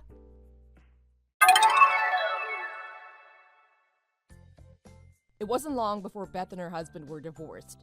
It even came out that Beth spent quite a bit of money taking her little boy toy out on shopping sprees with her husband's money. Needless to say, she had to pay everything back in the divorce settlement. I hear that she still hasn't found a job, but he's working hard to find one. My family is still living happily in the neighborhood, and George was happy to go back to the neighborhood market. I knew that the other moms from George's school might not have ever believed Beth's story to begin with, but they all came up to me apologizing profusely for not speaking up. It just goes to show you the effect that a strong personality can have when it comes to influencing others. Still, I'm just happy that I was able to protect my family and their reputation from such a devious woman. Hello, Nicole. We're having a tea party at your house tomorrow morning. Make sure everything is ready for us when we get there. I think there'll be about 10 of us. We need a cake each, at least. If there's any left over, we'll just take it home with us. Do you have a kettle? I refuse to drink tea from the microwave. You'll have to buy one if you don't. Paula, what are you talking about? No one told me about this. I'm sorry, but I have work tomorrow. You'll have to find somewhere else for your party? And why should I care if you have work tomorrow? You don't have to be there, just let us in and you can go. I'm sorry, but I'm really not comfortable with that. I start early tomorrow, too. You'll still be asleep. Oh my God. You're always like this.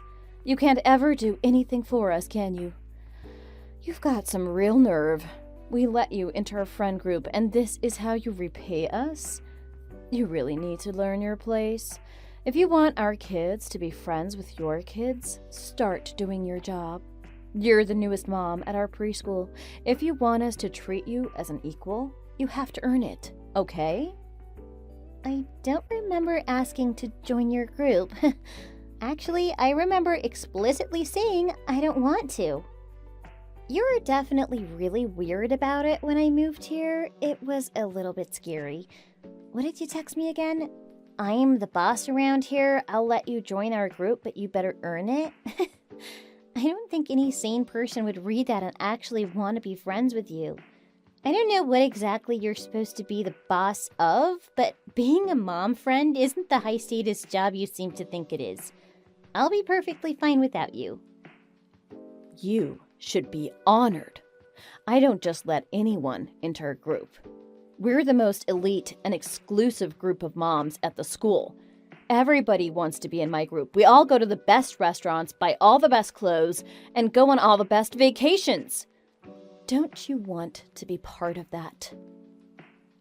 I really don't care. I have enough friends without you guys. My kid is doing just fine too. I don't need your kid to pretend to be his friend just so he doesn't feel left out. He needs real friends. Do you really think it's a good idea to talk to me like that? I'll have you chased right out of our preschool. I'll make sure no one ever speaks to your son again. Do you want that? Because that's what it looks like right now. And just how do you plan to do that? I pay the tuition just like anyone else. I have a right to be here and you can't change that. My son's friends aren't going to stop being friends with him just because you told them to.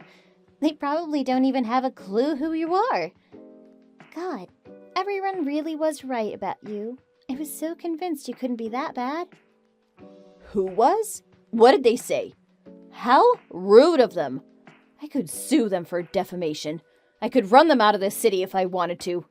If you tell me who said what right now, then I'll forgive you for the tea party. I could care less whether or not you forgive me for ruining plans you never told me about. If you wanted to hold a party at my house, you should have told me way more than 12 hours in advance. Sometimes I swear you're doing it on purpose. Stop making excuses and tell me what people are saying about me. I don't like saying things like this, but I'll make an exception just this once. I think you need someone to give you a wake-up call. My dad owns one of the companies that your husband's company does business with. Apparently, they work together quite a lot. Obviously, I don't want to use that to hold power over you or anything. I don't want it to change our relationship at all. But I don't think either of us would benefit from fighting like this. If I told my dad that you were talking to me like this, he'd probably no longer want anything to do with your husband. If that's okay with you, I don't mind letting him know right away. But I think we'd both prefer if nothing like that ever happened. So please, can we just try to have a peaceful, normal relationship? That'd be the best for both of us. Your dad. Right. I completely forgot about that. That's why I invited you to this group in the first place. Please, don't tell him about anything I said today. It was just a joke, really. I won't, but don't ever mention your friend group to me again, understood? Oh, really? Deal, thank you. I guess it can't be helped. If you really have other friends, you don't need to hang out with my group. I'll let you off this once. See you at school. Bye, Nicole. All right then, thank you.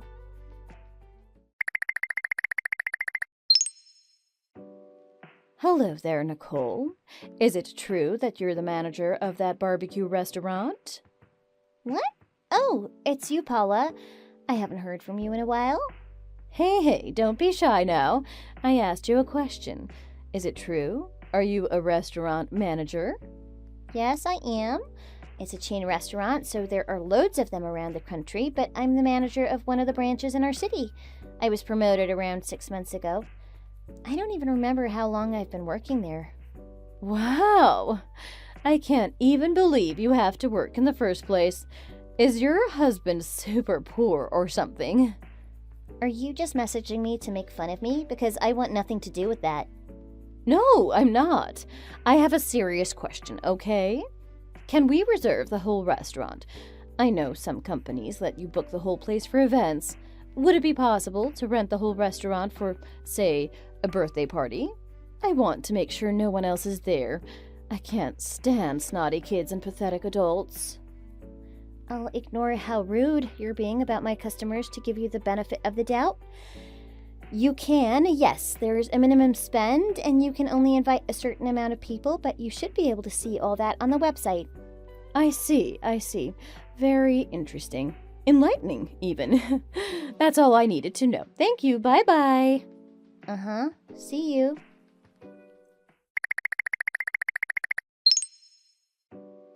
Hello, Nicole. Do you remember when I asked if we could book the whole restaurant for events? Hello, Paula. Yes, I do. Why? Do you have some questions? Not a question, exactly. I want to book the restaurant for 30 people. It's going to be next Sunday from lunchtime until 3 p.m. We want the most expensive course you have available. You do an all-you-can-eat buffet, right? Does that include drinks too, or are they separate? Huh? I'm sorry, but you're going to have to call the restaurant directly. You can do it through the online portal if you want, but I can't book you in unless you contact the receptionist. Oh, but you're the manager, right? What's the difference? Aren't you in charge? Just tell her that we're coming and she'll write it down tomorrow. I'm sorry, but we have a proper booking system at the restaurant, so if we don't do it through that, it could cause problems in the long run. I can't check it unless I'm at the restaurant. As far as I know, we might have another group of visitors that day. Should you really be working in customer service with that attitude? You should try being a little bit more flexible. Do you want me to leave you a bad review? I'm sure I won't be the only one if that's how you act. If I wasn't as nice as I am, I'd already be looking for another restaurant. You're lucky I care about my friends. I can't give certain customers special treatment just because I know them personally. That would be much worse than not being flexible. What if I book you in and no one else realizes because it isn't listed properly on the website? There's no saying you'd get a table then. If you're planning to cause trouble, I'd rather you didn't come at all. Neither of us want that, I'm sure. Because I have to tell my dad, of course. He wouldn't like it if someone was threatening me like this. If you try and write a bad review without even visiting the restaurant, and I'll be forced to report your account for attempted defamation. So please, either book through the actual restaurant or find another restaurant to hold your event at. Ugh, how annoying. Your restaurant probably sucks anyway.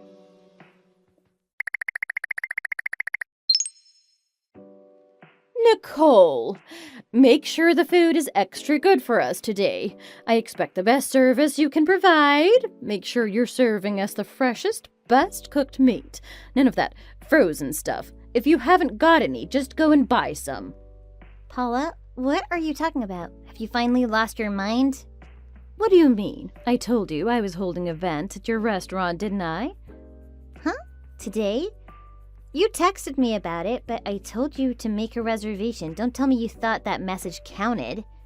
You're so rude. Of course I made a real reservation. Don't be stupid. It's my birthday today. You should know that by now. I invited all my mom friends, not just the elite ones either, but the useless trash too. They can help you clean up afterwards if you need it. I booked an all-you-can-eat buffet at your restaurant to celebrate. I even got the bottomless mimosas, too. I do think you should extend the time on that, though. Is 2 hours really enough? You should also let people take Tupperware containers of food home, especially on their birthdays. It's not like other people need it anyway.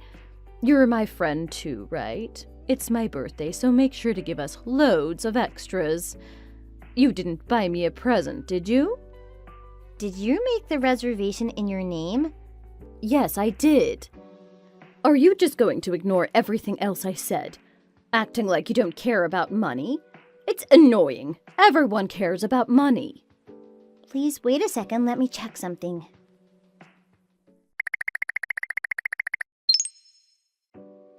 Sorry for the wait. I'm sorry, but I don't seem to have your reservation on my schedule. No one has contacted us about a booking of 30 people. What on earth took you so long? You're so rude, and you call yourself the manager? Listen here a second, Nicole. Is it fun for you to ignore everything I say to you? Do not forget that our positions have flipped since we first met. You're not my superior anymore, and you never will be again. You better start doing as I say before something bad happens to you. What do you mean? Oh, did you not know? Then you should go and ask your precious dad. I thought he did everything for you. What does my dad have to do with anything? You're acting quite strange, Paula. More importantly, my party has already started, you know. I told them who I was and they let me straight in. They didn't even hesitate. What? That's not possible. I checked the schedule twice and I asked people in the room too. Are you not at work right now or something? Wait, I get it now. Were you planning to trick me into thinking I'd reserved the wrong place? No way that'd work on me. And it's not funny to pull a prank like that on the birthday girl. What a shame. That's so embarrassing. I feel sorry for you. No one would ever find your pranks funny. I am not trying to prank you. I really don't have any reservations written down here. Anyway, I'm going to go and enjoy my food now. Paula, please listen to me. I expect the best service you have to offer today. We're mom friends after all. I'm looking around the restaurant right now and I can't see you anywhere. Are you sure you're in the same one as me? I'm turning my phone off now. Paula!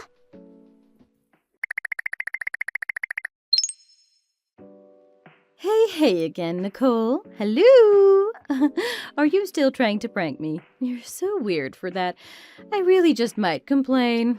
Can you stop hiding in the kitchen just for 1 second? What is it, Paula? You know, I just tried to get the bill, but the girl serving us seems super confused for some reason. Why, what did she say? I told her that you were going to pay for our food. You know, because you're the manager. Anyway, apparently she had no idea who you were. I don't know if she's in on your little prank, but I think the staff should at least know the name of their employer. Don't you think? Do you train these guys properly? Some manager you are. Hurry up and come pay for me. Our bill came to $5,000. How on earth did you spend that much? That's what you get for trying to prank me. Paula? I've been working all day, all over the restaurant, and I didn't see you at all. What? Are you still joking? And there's nobody at the register either. Everyone here is still halfway through their meals. Are you not getting bored? I don't know why you think you can still prank me after I already finished my meal. Hurry up and pay. I'm starting to get sick of this. Can you tell me the name of the branch you're in right now? What? You don't know the name of your own restaurant? Just tell me. God, fine. It's the Barbecue Feast on 9th Avenue. Do you get it now? Stop messing around. I don't work there. What are you talking about? I'm pretty sure I told you I work for a chain restaurant and there are a few in the city. I manage the one in the mall, not the one on 9th Avenue. Wait, this isn't your restaurant? Yep, I never even worked there. So I can't pay for you, sorry. 5,000, huh? Is that including a tip? Please pay for it yourself. I'm still working right now. I should probably put my phone down. Are you kidding me?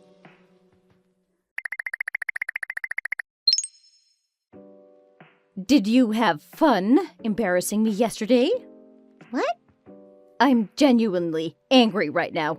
I paid the $5,000 for now, but you owe me that money. I don't think that has anything to do with me.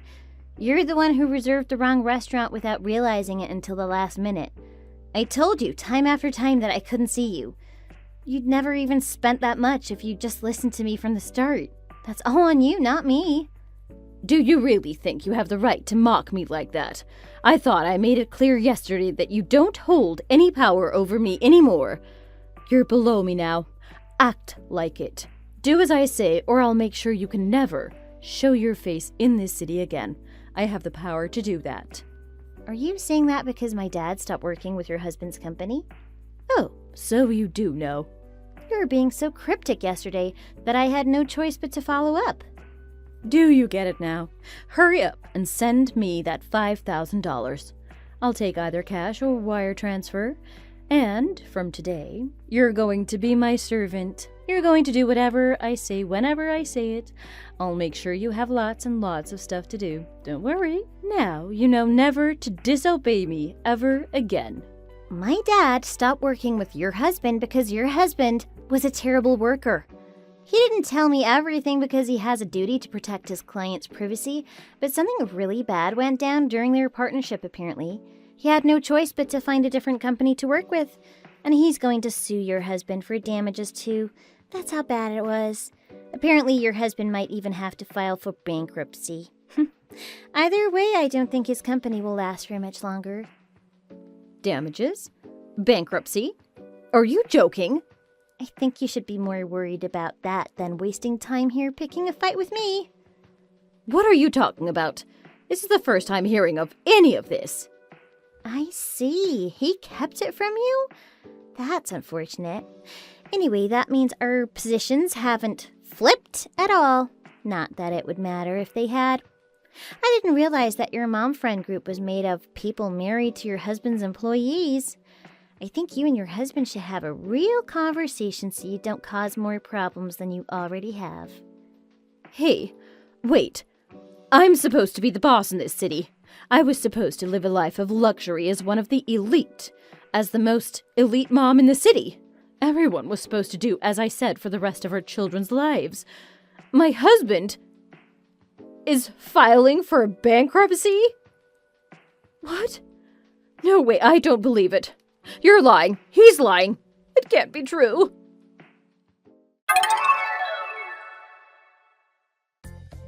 Paula's husband's company was pretty famous in our city. Anyone who'd lived there for long enough knew Paula and her husband well. Paula was famous herself. She always used her husband's fame and money to get her way. The second she realized her husband had filed for bankruptcy, she became a completely different person. They sold their big fancy house and moved into a rundown shack in the middle of nowhere. Eventually, her and her husband got a divorce. She took her children and went to live with her parents. But somehow, she never managed to get rid of her habit of spending money like it was water. She tried to fund her shopping by seducing another CEO, and it worked for a while. But he was married and they eventually got caught. Her family cut her off completely and she had to move out. But she never worked a day in her life and didn't even try to find a job. She keeps trying to live on loans. One day she'll run out of places to borrow from. That $5,000 she tried to force out of my pocket wouldn't do anything for her now. Not that I'd give it to her. It's pretty strange that you decided to show up to my wedding when I never even invited you in the first place, Matt. But I received an invitation, so I thought the right thing to do was come. What? You cut ties with our family 5 years ago, right? So why would any of us ever decide to invite you to my wedding? I wasn't the one that took Mom's engagement ring 5 years ago to have it appraised at a pawn shop. That would have been Dad. Yeah, you put the blame on me because you didn't want Dad looking like a bad person. And you also just really hated me for some reason. And it's not like he even sold it anyways, since I was the one that told him to take it back to her after I saw how upset she was that she couldn't find it. Are you still upset over that little event? It's because of what you did that we cut ties to you and kicked you out of the house.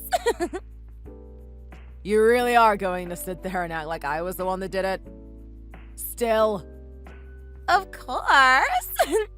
Both Mom and Dad trust me over what I said. And I would have hated wasting such a good chance as that was, telling the truth. Luckily, I was able to save Dad, as well as get you kicked out of the house for good. Ha! They did love you a lot more than me. Always turning a blind eye to all the horrible things you do to me. It's not my fault that I'm so cute and lovable. You lied to them and made it look like I was the one ruining the family. They only trusted you because they didn't want to be seen loving me. Shut up, you piece of crap! Not only were you cut out of the family and kicked out, but now you keep trying to bring that whole story up again. After 5 years. It's disgusting that a man your age has to live in the past so much.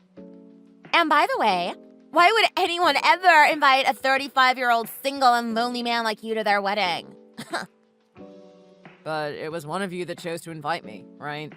It must have just been to balance out the numbers for the people attending. Someone must have just felt bad that you were left out yet again. But luckily, my wedding now has enough people here that we don't need you. So going home would be the best choice for you. But I guess if you really do want to celebrate my biggest day, you can hand us some money as a present. How's that sound? My name is Matt. I work for a rather simple company at the good old age of 35. Today I was invited to the wedding of one of my coworkers, Jim, and that's the reason I showed up. I have no idea how it happened, but the woman that Jim would be marrying was none other than my little sister who I cut ties with 5 years ago. Emily had always hated my guts, but at one point she blamed me for something that my dad did, and I was used as the family's punching bag until they chose to throw me out. I've been trying to live my life with them all outside the picture, but it seems that this mishap of coming to the wedding has restarted the fire that ended years ago.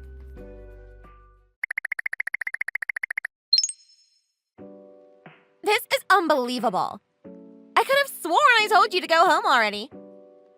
You're the one being unbelievable, throwing your wine glass at my head like that.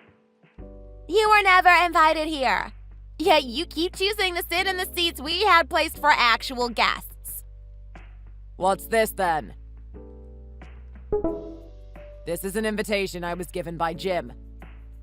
I already asked him about that, and he said he doesn't remember ever inviting you to this event. Did you make that yourself? If so, I might have to get a restraining order placed on you. I might need to do the same for you after what you just did. What did I do? Don't ask me that! You literally just threw a glass of wine at my head and got wine all over me. Not only is that crazy, but it's scary as well. You're unhinged. Well, no matter how you want to think of it, you should have never come to this wedding. Now get lost. You're probably only here because your coworker felt bad for you and invited you. I'd wash your mouth here pretty soon, Emily. Well, then maybe you should have stayed away from me and my husband. I've had many years now to forget about you, and you just made all that time I spent a waste. Well, I never expected you to be here either. Well then, maybe after seeing me, you wanted to try and make me upset by staying after being told to leave. Now we're here, after you made me look like an idiot for throwing my glass at you. I start trying to fix that head of yours so that people might actually start to like you. Because up until now, you've only ever acted like you enjoy making other people's lives difficult. Maybe that's why you not only haven't been married yet, you haven't even gotten yourself a girlfriend. I take all that back right now. Why? Because the super happy and excited bride turned out to be the sister you hate? You're just trying to act all tough now that you've been humiliated in front of everyone. I have a question for you then. Do you think that Jim still likes you after learning how you really act? Don't even try making me doubt him. Do you really think he turned his back on the cute and amazing wife that he just married? Have you ever taken a good look in the mirror at yourself? You jerk! I don't need to hear this. Do you not view throwing wine at one of your guests' head as a huge deal? Not in the slightest. It's because of you that I got a talking from him after that. Well, I'm glad that at least he has some common sense. Because of you, I think I'm going to ask for a settlement from you. What? Why? It's your fault that this wedding has been ruined. So I'd like you to pay me back for however much this wedding cost. Can't you see that you're the one that started this? I only decided to take this into my own hands after I realized you weren't leaving. Well, look at it this way. I only just bought this suit, and it wasn't all that cheap. I see. But now it looks even better with all the wine staining it. Ah! What? Now I'm getting pissed off for real. Why? When I threw that glass at you, some of the wine splashed off of you and landed back on my wedding dress. What the hell? Too bad.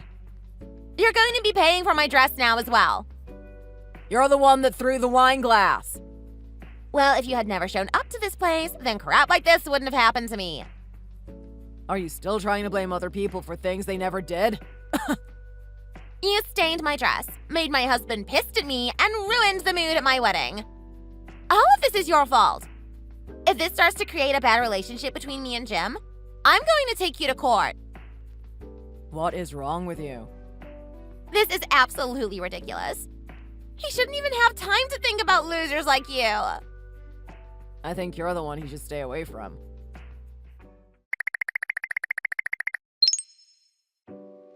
Ugh! It's because of you that I can't find where Jim went. You should be surprised that I haven't come over there and punched you yet. Oh, you're looking for Jim. I thought I should at least ask you, but I'm sure you haven't seen him either. No, I definitely know where he is. He's sitting right next to me at one of the dinner tables. Huh? Jim is over there with you? By the way, why do you keep calling him Jim? Shouldn't you be calling him Mr. Gorman since he's your boss? Why do you keep making things up? He's not my boss. I already told you that we work at the same company. And as a matter of fact, he technically works under me. Under you? In the accounting department of R&M Realty. I know that he works for R&M Realty, but... Huh? He really works under you? Well, I'm the department manager for R&M's accounting, and Jim works as an accountant there. Department manager? What's wrong? Are you having a hard time understanding things after having too many drinks? I know you've been having a hard time coming to terms with it, but I'm here as Jim's guest, not your guest. So Jim really did invite you? Yes. So that invitation wasn't a fake? That's what I said. Jim said that his manager was going to do the closing speech today for our wedding. That was going to be me. What? Why are you so surprised by all of this? I came to this wedding not only to be here as one of my workers' guests, but also to give a speech about him. This has to be a lie. Most managers have a lot more years under their belts and are at least around the age of 50, right? Well, I've been working for this company ever since I graduated community college, and was able to make a good name for myself since. No! This can't happen! You're a terrible person. You don't even have the looks of a department manager. I didn't know that there was a specific look to managers. But you've just been wandering around aimlessly here, and haven't even tried eating any of the delicious high-end food. That tells me that you don't have the characteristics of a real manager. I think that you are getting the image of a manager and a CEO mixed up. Did you think I'd also be fattened up from all the good food I should be eating? Yeah. Well, then maybe you're also a manager by the way your chair's legs seem to bend. They say I'm a little chubby. Just a little chubby. And even then, everyone says I look cute this way. Who's everyone? Mom, Dad, Jim. I think they do well going to see the eye doctor, don't you? Well, anyways, I still don't believe you're Jim's manager. Do I need to send you a picture as proof? Picture? This was from a trip we all took together as a little bonding vacation this year. Jim and you are both in there. Like I said, we are in the same company and he works under me. This isn't photoshopped, right? Do I look like I have the time and skills to do that? Then this really is. But you were saying he was your coworker. Well, he feels like that sometimes. And I sort of use that word lightly when talking about the guys I work with. What's wrong? Do you want me to send a picture of my business card as well? No, I get it now. No, hold on. Calm down. I think you need to calm down. I have been sending Jim a bunch of messages, yet he still isn't replying to me. Well, he's here with me, and we are both talking, and he hasn't been paying any attention to his phone. But now that you mention it, I'll ask him to join our conversation in our message group.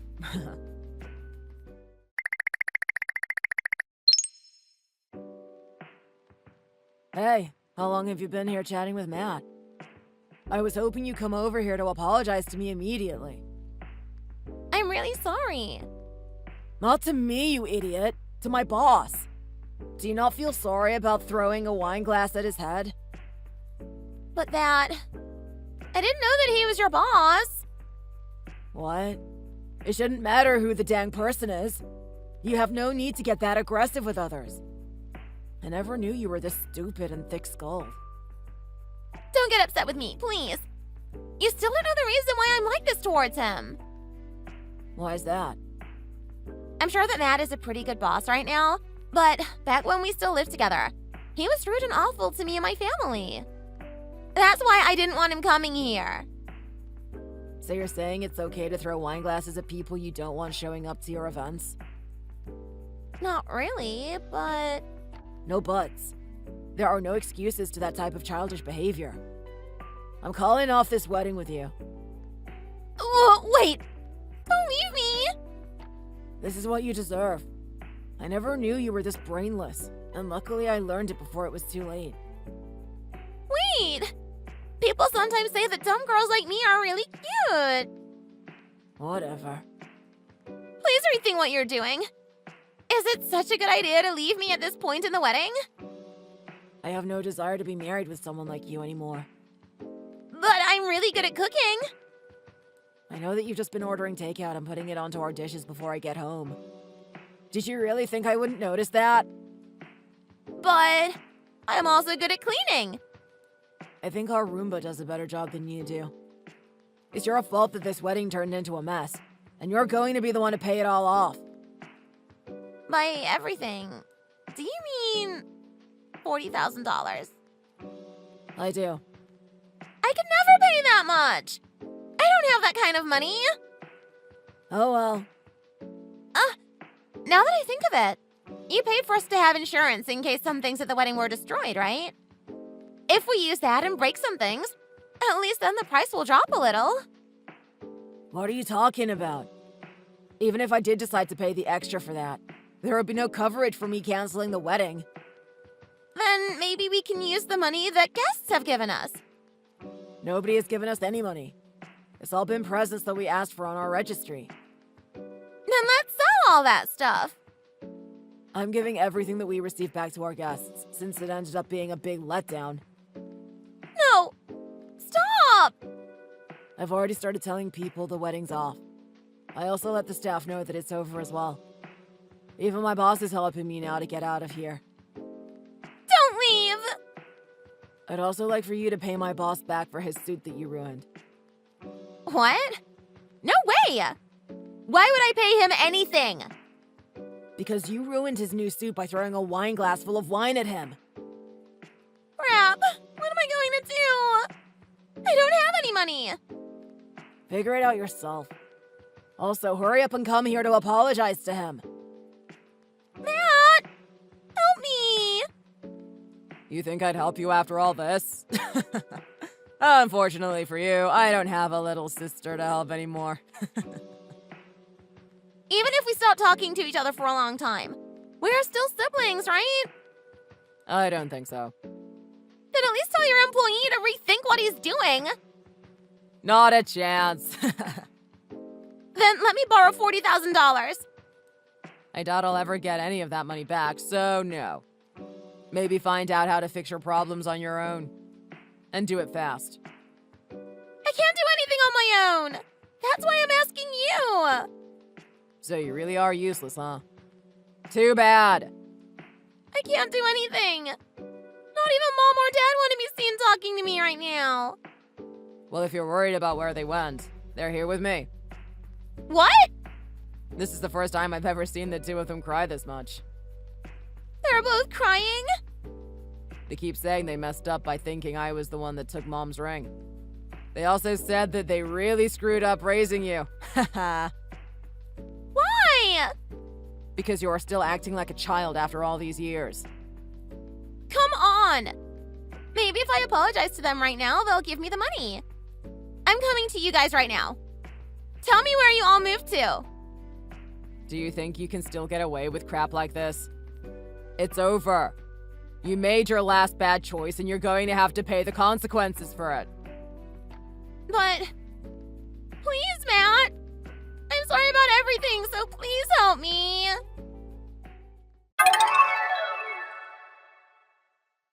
In the end, Emily ended up being charged not only for the wedding, but for my suit and everything as well, which totaled out to about $45,000.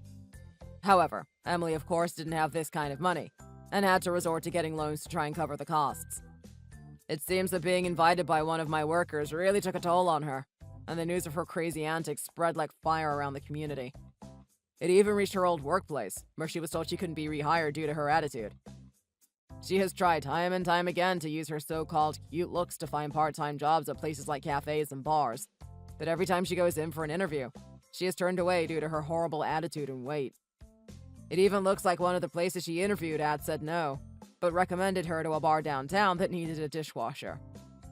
Now she works there during the night cleaning up after the customers, and is made to stay in the kitchen so that the cute waitresses aren't embarrassed by her looks. As for myself, I was able to get closer to my parents again, and learned that they were really sorry for how they treated me. My dad also apologized to me and my mom for the ring incident, and since then we've gotten closer together.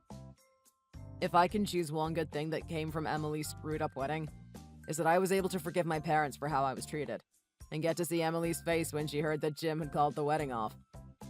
And on one other note, it seems that Jim has gotten over the embarrassment of having to be engaged and almost married to a child like Emily. He told me that his days of looking for a partner are over, and that he's going to focus more on his hobbies again. I'm happy to see he's doing well again, and has come to good terms with what seemed like hell for him. You know, Crystal, I wish you would take your poor family and just move out already. Excuse me, Tammy, what did you just say? Are you out of your mind opening a conversation like that? And just what is that supposed to mean, huh? If anybody should be asking that question here, it should be me. Please. I live in a gorgeous house with my perfect family. I don't deserve to be looked down on by a poor little nobody like you. I mean, don't you just rent your place? You don't even own it. I don't see what business it is of yours, and we certainly aren't going to be moving out anytime soon. Well, I know the family that used to live in your house. I also happen to know that they're just away because the husband accepted a temporary post overseas for his work. Yeah, duh. I know that too. The Joneses are our friends, and they agreed to let us stay in their house while they're away. You know, I thought it was a little weird that you moved in halfway through the school year, but I finally figured out why that is. It's because you're just some poor single mother barely staying out of poverty, isn't it? When I figured that out, I nearly fell out of the chair that I was sitting in. Well, I wish that you would have. Enough! Don't talk back to your betters. We all have our place in this world, and you need to learn that yours is beneath mine. I don't even know what the hell that is supposed to mean. Maybe you didn't know this, but my husband is a CPA. That stands for Certified Public Accountant. Okay, and I should care about that because... Well, because all the other people who live in this neighborhood are lawyers or doctors or have other very important jobs. Okay, and I should care about that because...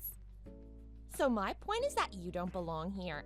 You stick out in this neighborhood like a sore thumb. Do you see what I'm saying? Okay, and I should care about that because...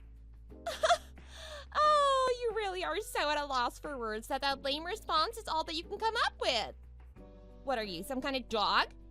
Because if you are, then you're nothing but a mangy mutt. Wow, you talk a lot of trash for someone who doesn't even work. Well, at least I'm not some poor little single mother who needs to borrow homes from my friends because I can't afford my own. I really hate pathetic little people like you. I am going to make sure you pay for trying to be insolent with me. Sorry. Do you have any kind of right to kick us out of our home that I don't know about? I'll hold a vote and invite the whole neighborhood to offer their input. Yeah, I'm sure that that is completely legal and will have no problems being implemented. And if more half the people want you to move out, then you have to leave. Got it? I really have no idea just how you think the world works, but this isn't it. Besides, I'm not moving, I just got here. Okay, and I should care about that because... You know that the only reason I'm a single mother is because my husband passed away, right? It wasn't like either of us did anything bad to end our relationship. Well, I'm sure that your husband isn't looking down on you fondly. If anything, he's probably looking up. Whatever happened to him, I'm sure that it was all your fault anyways. You can say what you want. I really don't care what you think, though. Whatever. Just know that I don't want you or your filthy child coming near my house or my precious family ever. You got it? Well, they literally go to the same school, or in the same class, and do the same after-school activities, so good luck with that. And just why did you make your son sign up for the same sport as mine? Because my son likes to play basketball, and I want to encourage his interests as his mother. Well, just make sure that he doesn't bring any of his street rules onto the court when my child is there. Got it? I don't need any broken ankles because some street rat doesn't know how to play fair. Tammy, let me ask you something. What is it? Just what do you find so objectionable about being poor? What is the problem with poor people? What is my problem with poor people? How about they're the laziest people in the world? Everyone could be a millionaire if they wanted. You just have to study and work hard and it's possible. First of all, that is just patently false. I didn't think there were still idiots that believed bootstrapping your way through life was still possible. And also, don't you stay at home all day while your husband brings home all the money? So tell me, what did you do exactly to earn your cushy life? What do you mean? I worked so hard to be the perfect wife for my rich husband. That takes real effort, you know. I have to go to the salons, get my hair done, always make sure I'm wearing fashionable clothes, manage the house staff so they keep the place clean. Wow, yeah, sounds like a real burden you've been given. Well, you know what they say. You can't gain anything without giving something up. And the people who don't realize that always end up poor. If you're poor, it's because you have a poor heart. What the hell kind of backwards way of thinking is that? Well, please tell me how I'm wrong then. Oh, that's right, you can't. So just pack up your bags and move out already. Why can't you just let me live in peace? I don't even do anything to you. I just can't. I refuse to. All right then. I think in that case that I'll need some time to think. I will give you 1 month to move out of here. Or else. Thank you for the time. I'll be taking my leave now. My name is Crystal and I'm 38 years old. I have a son who is 6 years old. Ever since my husband died, I've been juggling working and raising my child all by myself. I recently had to move for work and was looking for a place to live. I was not having much luck until an old friend of mine told me that they were moving for a temporary overseas work post. They offered to rent their house to me for a reasonable price and I accepted right away. But I came to regret that decision after meeting Tammy, who made it her life's mission to try and kick me out of the neighborhood. But after just finding my son a good school that he seems to like, I was not about to let that happen. After 1 month, Tammy's antics reached its zenith, and she did something I would never have expected.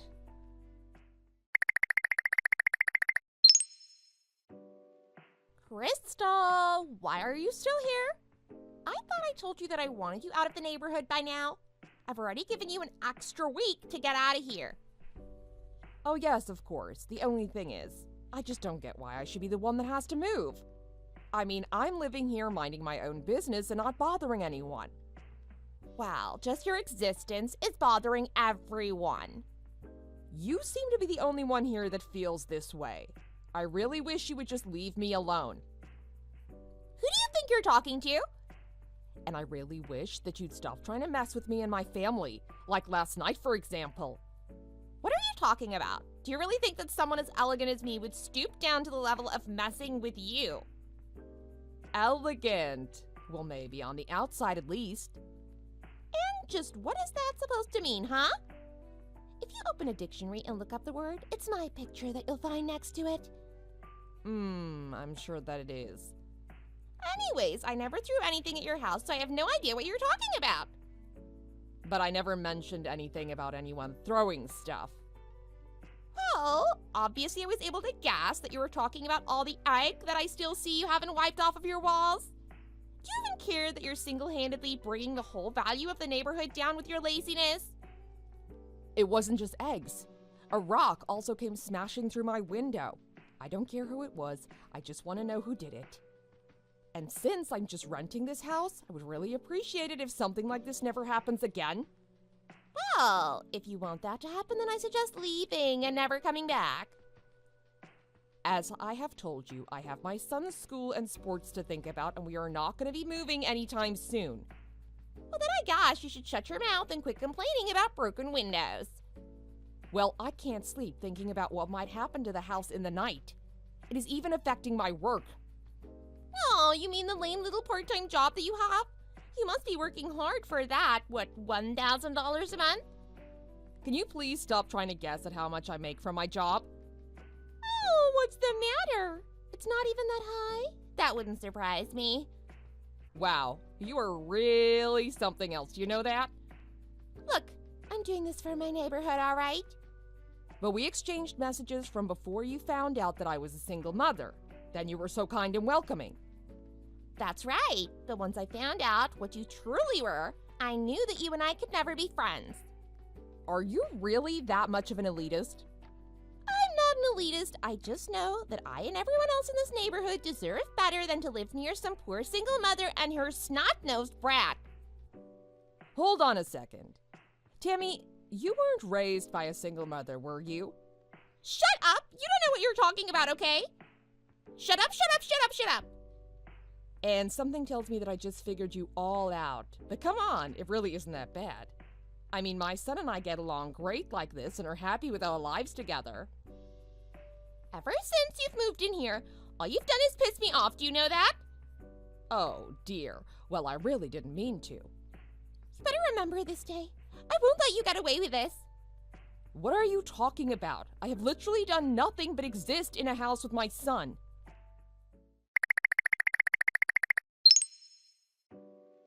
Oh man, what am I gonna tell the Joneses? The walls of the house are covered in graffiti and spray paint. And it looks like this kind of paint isn't that kind you can just wash off easily. But you know what the vandals wrote? They said we don't want single mothers here. Now what kind of sick person would even think to spray paint that? Well, I can only really think of one. What the heck are you babbling on about now? Have you actually lost your mind? Tammy, you have really taken this whole thing way too far. I have no idea what you're talking about. Can you just leave me alone already? I will not. In fact, I've called the police. Why would you do that? Don't you think that's a little bit much? Not at all. I mean, you do know about the security cameras that the house has, right? The Joneses installed them before thinking of inviting someone to rent the property. They're all over the exterior. Wait, there are cameras watching your house? Yeah, of course. I guess that they just really wanted to make sure that nothing happened to this place while they were gone. But I didn't know that. But I have to figure out what to do with this graffiti. I mean, what if they have to come back earlier than expected? But do the cameras really work, even at night? I'm pretty sure that they come with night vision equipment, yeah. But you're poor. You shouldn't be able to afford something like that. Are you illiterate or something? I literally said that the Joneses installed them. And I've always tried to tell you over and over again that I'm not poor. Well, prove it then. Prove to me that you aren't poor. Okay, well, for one, your husband works for me, so how's that? Wait, what do you mean? Well, you do know that he works for Schuster Accounting, right? Yes, of course I knew that. Do you really think I don't even know the name of where my husband works? Okay, well, I'm Crystal Schuster, CEO of the firm. Wait, what?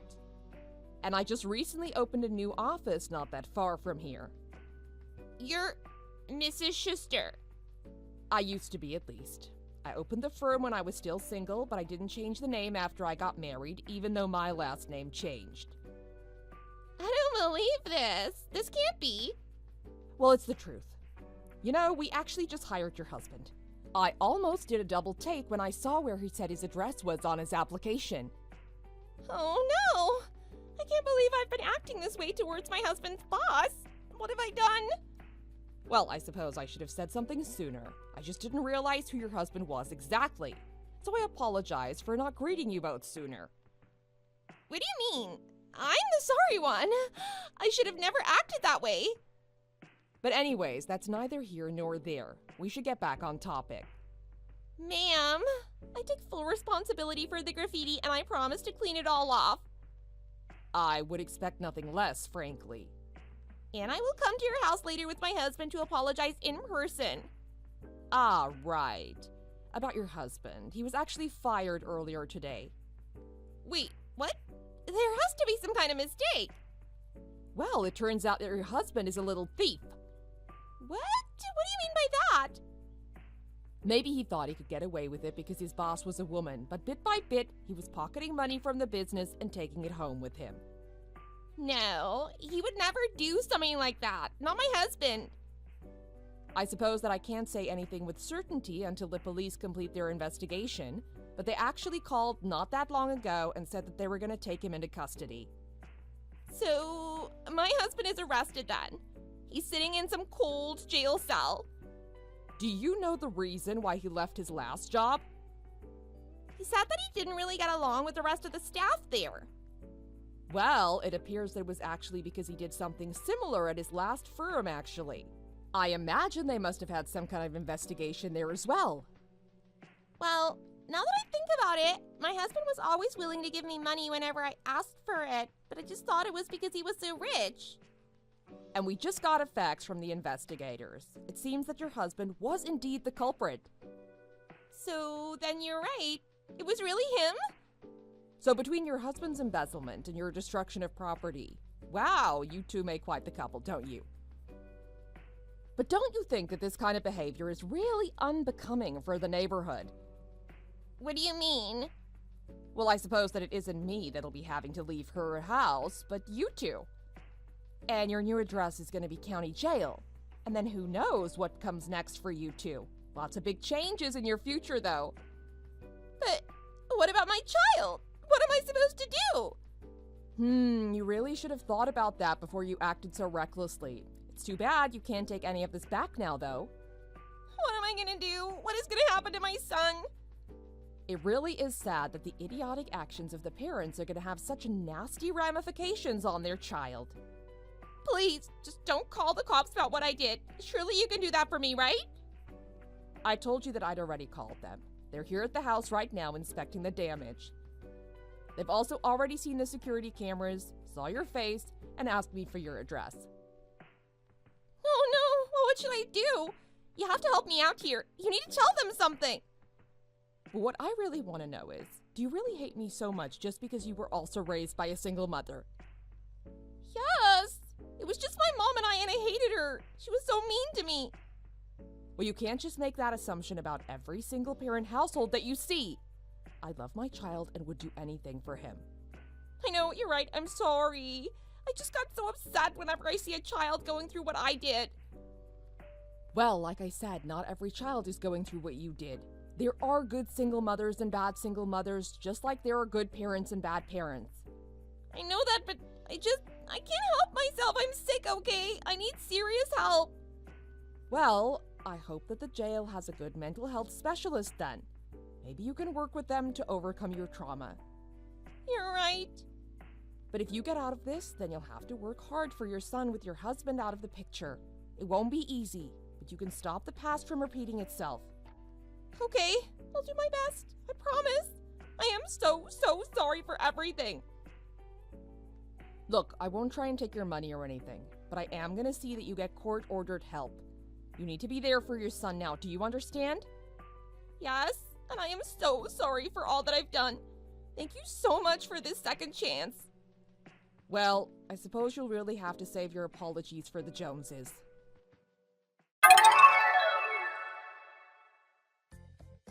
After that, Tammy's husband was taken into custody. Tammy had to move out of her house and took her child to her parents' place to live with them for a while. I didn't try and charge Tammy for any of the damages, but I employed my lawyer to see that she got some therapy as part of her punishment for what she did. In the end, my plan worked, and I hear that Tammy has been doing a lot better mentally and working hard for her son. Repainting the walls cost about $1,000, but I was happy to pay it. We were able to recover most of the money that Tammy's husband stole, and not a second too soon either. Without it, our company was about to go bankrupt. About 6 months later, we moved out of the Joneses' house and into a nice new condo downtown and closer to my son's school. The job of a single mother never ends.